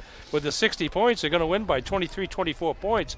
Don't know that the margin is necessarily indicative of most of the game, but certainly Winslow here making a statement in the final few minutes as they stretch the lead out. Now 61-37. The score at halftime was 19-14 in favor of MCI, so they have scored 47 points in the second half. Isn't that something? Wow. That is now the fourth time that they have scored over 60 points this year, Winslow, and the 6th time that they've been over, the 5th time rather, that they've been over 50 points. Well, I would say this, from one of the things you'll hear from Mike Savitsky after the game is one of the great parts of this game was they were finally able to play a full game with their starters. Yes. Now, you could argue whether or not at this point they ought to still be in, but they're up 24. And it had been more than a month since they had been able to play a full varsity game with their starters, and that was the loss to at Wells on the opening week of the season, which was, I believe, September 6th. What's today, the 11th of October? It's been that long since they've been able to play the full fourth quarter without running time. So, by the way, the 37 points that MCI has scored against them, that's the most by far. By far. 21 points. Foxcroft scored 21 against Winslow. So it is an offensive show here tonight. All right. With the ball is number 14 there for MCI. That's Maxwell Bottenfield. He's a freshman player. And he'll get it up over the 40-yard line with 2:22 to play in the game. Ball fielded by Max Bottenfield. So I have Clark for 277 yards, very unofficially here. That's a night. That is very much a night. It's, and they've come in bursts here. I mean, they've 56, 23, 24, 43 are his longest carries. And, I mean, he gets an open space. He can pretty much beat anybody with the sprint. And other coaches around Class C don't want to hear this, but he's just a junior. Friend is back in the game at quarterback, by the way. And he'll throw and complete the pass to Will Russell. And they'll get down to the 45-yard line here. They'll stop the clock long enough here to move the chains. And we'll wind the clock down as we get near the 2-minute mark. So the Black Raiders are going to get to 5-1. MCI is going to drop to 4-2. Long pass over the head of everybody. And that'll stop the clock again and set up a second down and long. This is certainly not a running time game. Game time pushing 3 hours here at 9:52 on a Friday night. Kind of like a Red Sox-Yankees thing here, isn't it? It is. A lot of passing by both teams. Wide open offensive game, a lot of scores, a lot of stoppages of clock, a lot of penalties stopping the clock as well. So, by the way, you know what made the best thing about Tampa Bay losing last night in Game 5 to the Houston Astros? What was that? We don't have to worry about 9 pitchers coming in by Kevin Cash and company next year because they got to face at least 3 guys. I'm so sick of that. I'm kind of a little sick of all this Red Sox jealousy toward the Tampa Bay Buccaneers. Go ahead. The Buccaneers? Oh, whatever. It's been a long game. It's been a long game. Hey, speaking of baseball, Ernie, your Cards playing tonight in Game 1 of the NLCS. Yes. As they play after 5.5 innings, the Nationals a 1-0 lead. Oh, that's not bad. I thought you were going to say it's like 11-0 just to rub it in because I started ripping Red Sox fans a little bit. JV teams over there in the National League. Still the reigning champs. Friend will throw, and it's incomplete. Almost a pickoff there by Reed Gagnon, and it'll fall incomplete, and that's going to set up 4th down, I think, here. It is. 4th and short, 4th and about 3. 1:09 to play in the game as Winslow has scored 1, 2, 3, 4 touchdowns now here in the 4th quarter to break this thing open. And kind of send a statement that if you want to win the regional title, you're going to play on Saturday afternoon in Winslow. There's a good pass break up there by Pomeroy. See, that's a smart play, too, because I've seen other situations this year where somebody would make the interception in that situation, but by not making the interception and knocking the ball down, you get the ball back at the line of scrimmage at the 37-yard line rather than down by your own your own end zone. So, yeah, pretty unselfish. You could have padded his stats a little bit with an interception, but Pomeroy, the senior, did not, and now Winslow gets to run the final 61 seconds of the clock down. I think he'll be happy with his stats on offense at the end of the night. So, well, here we go. We're not done yet. We got an unsportsmanlike conduct penalty against Winslow now, and didn't see that at the end of the play, but that's going to give MCI a new life.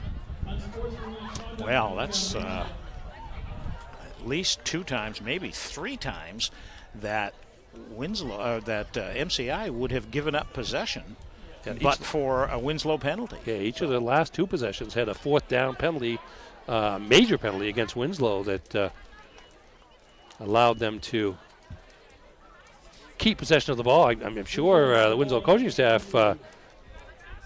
This is going to be a dead ball foul, so it's after Winslow regained possession. So they get the ball. They just have to. Victory formation here now for the Black Raiders, and they'll probably have to snap it a couple of times. Ivy goes way back into the end zone. He's out of the picture. Yeah, he needs to come back a little bit because it's kind of like Gronk playing center field against the Dolphins there a year or so ago. That's right. That didn't work so well. Let's not think about that play. Yeah, to chase him down. That was a long time ago. That was a Super Bowl ago. Yeah, that's exactly right. All right, they are going to take, well, now they can. Yeah, they just do the quick snap, clock's running. Did you see Gronk last night, by the way? I did. What did you think of his media debut? I think what I thought was, particularly at the very beginning there, when they had about 5 guys talking at once out in the parking lot, I couldn't hear much. Yeah. Jeez. Yeah. That's true. I was a little concerned. I need a translator for a conversation between Terry Bradshaw and Gronk. Bradshaw, he can be kind of funny, though. Yeah, in his certainly. own way. All right, they're going to snap it one final time here, and that is it. They do not need to snap it again.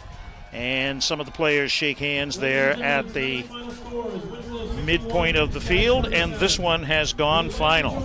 What an offensive output by Mike Savitsky's Winslow Black Raiders. They put 61 points up on the board. And if you're MCI, you're thinking, man, 37 points usually wins. Yeah, exactly. Usually wins comfortably, but not tonight. And I guess, the moral victory, if there is such a thing, and there really isn't, is that Winslow needed most of those 61 points tonight. They weren't just a luxury by second teamers. They didn't put this game away until midway through the 4th quarter, where a couple of turnovers and just MCI's inability to finally unable to match Winslow's offense and Clark, especially for Winslow, just an absolute missile out of the backfield there. Once he gets into the open space, got the good blocking from the line and from the fullback Bourget, and once he got through the lines, he was gone. We'll come back with our post-game show next. This is Friday Night Ticket TV. Sometimes life is a mess, but your car doesn't have to be. At Dean's Detailing, we have a variety of packages that will make your car look new again. Change your outlook. Book your appointment now at deansdetailing.com. Celebrating 50 years, Northeast Driving School is Greater Bangor's #1 choice for driver's ed. The Northeast team is experienced, professional, and dedicated to its students. Sign up today for weekday or weekend courses at northeastdrivingschool.com. Save big on your heating and cooling costs now with Bangor Heat Pump. Bangor Heat Pump is an all-in-one company providing sales, service, and cleanings by factory certified technicians.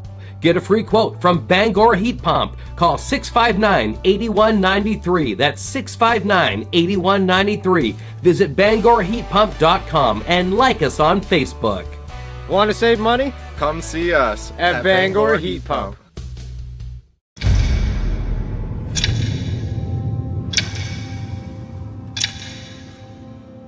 The day begins in darkness. Time does not define me. It drives me to keep roads, schools, and storefronts open, making sure our town is open by daybreak and our livelihoods are open for business. It's your boss. Find it at Quirk.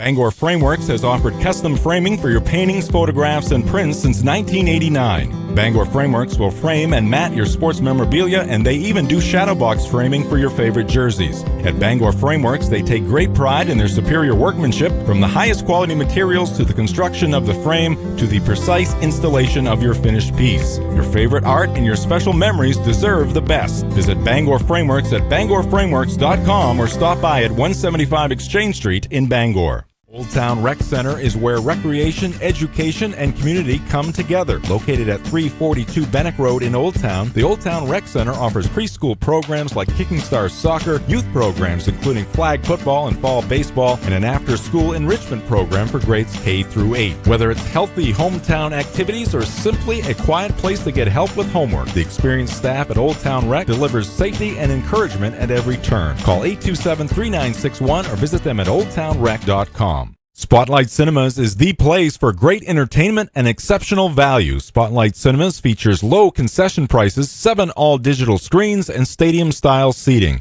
Spotlight Cinemas, 6 Stillwater Avenue in Orono, your hometown movie theater. Hi, back here at Alumni Field in Pittsfield. Welcome to the postgame show here, and what a shootout we've had here tonight. 61 to 37. Winslow beats MCI in a battle of the top 2 seeded teams in Class C North. And let's get started with some of the highlights here. We won't get through all of them. We're going to pick it up here in the third quarter when Winslow went on top here to stay. And this is going to be a pass play, and it's kind of an off balance off his back foot. And that was Pomeroy to Ivy, and that made it 27 to 25. That was the go-ahead touchdown. That was the final of 6 lead changes in the game. And then this is one to Newgard. Yeah, he's wide open. He came off the line of scrimmage, left side of the line of scrimmage. Nobody picked him up, and he was wide open for that score. After MCI scored to make it 34-31, this is going to be Clark, and he's wide open. Yeah, ran that option pitch play to great success several times on the night, that time for one of his 4 touchdowns, and now he's bursting up through the middle, leaps over one tackler, cuts past another one, then gets some downfield blocking, and he's off to the races. I believe that's his 44-yard run that extended the lead to 17, and here's his last of the 4 touchdown runs tonight. Just the sprinter's speed and the ability to cut on a dime. This one going for 56 yards down the left sideline, and he capped off a big night for the Winslow Black Raiders, again playing for the first time without a running time in more than a month, and they made the most of it, rolling up 47 second-half points to pull off the 61-37 victory. So there you go, some of the highlights. We'll come back with more from Alumni Field in Pittsfield. This is Ticket TV.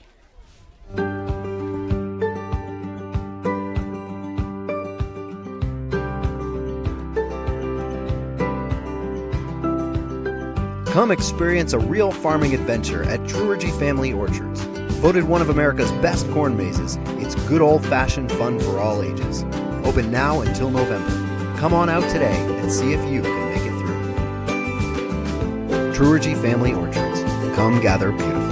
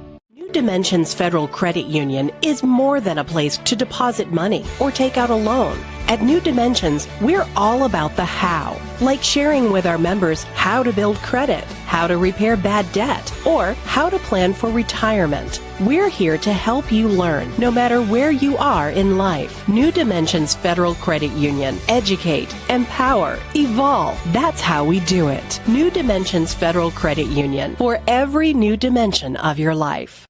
Welcome to the Danforth Plaza, located in the town of Herman, one of the fastest growing communities in Maine. The Danforth Plaza is convenient, friendly, and has everything you'll need in one location. So the next time you're in Herman, visit Danforth's Down Home Supermarket, your local family-owned and operated grocery store with an impressive fresh food department. Danforth Supermarket also offers a huge selection of local wines, fresh meats, seafood, and more. If it's on your list, it's on our shelves. Danforth's Down Home Supermarket, located in the Danforth's Plaza, Herman. All right, back here at MCI in Pittsfield, our post-game show after Winslow has beaten the Huskies 61-37. Let's check out some of the other scores with Jim Churchill. All right, thank you very much, Dale. John Baps, the winner tonight against MDI, that game at the Winkin Complex in Bangor, 21-0 the final there. Old Town dropping one to Oceanside tonight, a close one, 22-18. As we mentioned earlier, Bangor, who we'll see next weekend, next Friday against Sanford, they defeated Edward Little tonight 28-0. Bucksport 21-14 over Oak Hill. Coney defeated Hamden 48-6. Ellsworth were the winner over Trape, was a winner over Trape 28-14. And Sanford, the opponent for Bangor next week, losing tonight to Scarborough 28-0. Elsewhere, Mananoquoc over Washington Academy, 69-12. Brewer falling to Lawrence in a big way, 69-6, the final in that one. Waterville losing tonight to Madison Carabec, 25-21. And that will do it for the scoreboard. Ernie, you got some stats? I do. These are going to be a little bit unofficial just because of the volume of it, but total yardage for these two teams tonight. Winslow, 498 yards of total offense. MCI, 456 yards of total offense. So that's pushing 950 yards of total offense by the two teams, and that's why you see 98 points on the scoreboard. A couple of leaders for Winslow. Clark, the tailback, 21 carries for 276 yards and 4 touchdowns. So that's well over 10 yards a pop. A couple of late runs in the fourth quarter of 44 and 56 or 100 yards in that fourth quarter alone. Quarterbacking Colby Pomeroy, 10 completions for 161 yards through the air. That, along with Clark's rushing, the bulk of Winslow's offense. For MCI, Buzzell playing his first game in the backfield for the Huskies. 25 carries, 167 yards, and a couple of touchdowns, at least 3 touchdowns he had on the ground tonight. Ryan Friend, the quarterback, completed 12 of 29 passes for 210 yards, most of them, and I didn't have it added up, to Russell. And Friend also rushed 14 times for 75 yards, so 285 yards of total offense from the MCI quarterback. So plenty of offensive statistics to go around, but the biggest one was Winslow with 61 points, 47 of them in the second half to erase a 19-14 halftime deficit and win this one 61-37. All right, good job there. I think you might be off by about a yard and a half. Yeah, but, I figured you had it figured out the metric way by now. All right, that's going to wrap things up from here. We do want to remind you, next Friday night we'll be at Cameron Stadium in Bangor, Class A football, when the Rams host Sanford. And if you missed it just a few moments ago, the Rams won down in EL, so they're going to be coming in on a 2-game winning streak there. So 7 o'clock next Friday night right here on Ticket TV. We're going to wrap things up here. Thanks to the entire Ticket TV Friday night crew. This is Dale Duff saying so long from Pittsfield. Friday Night Football is presented by First National Bank. Dream first because you can. And by Quirk Auto Group. It's your car. Find it at quirkauto.com. Friday Night Football is brought to you by Bangor Heat Pump, Coastal Auto Parts, Truergy Orchards, Bangor Frameworks, Dean's Detailing, Sports Clips, Greenway Equipment Sales, Spotlight Cinemas, Tradewinds Markets, United Technology Center, Northeast Driving School, Seaboard Federal Credit Union, Old Town Recreation Center,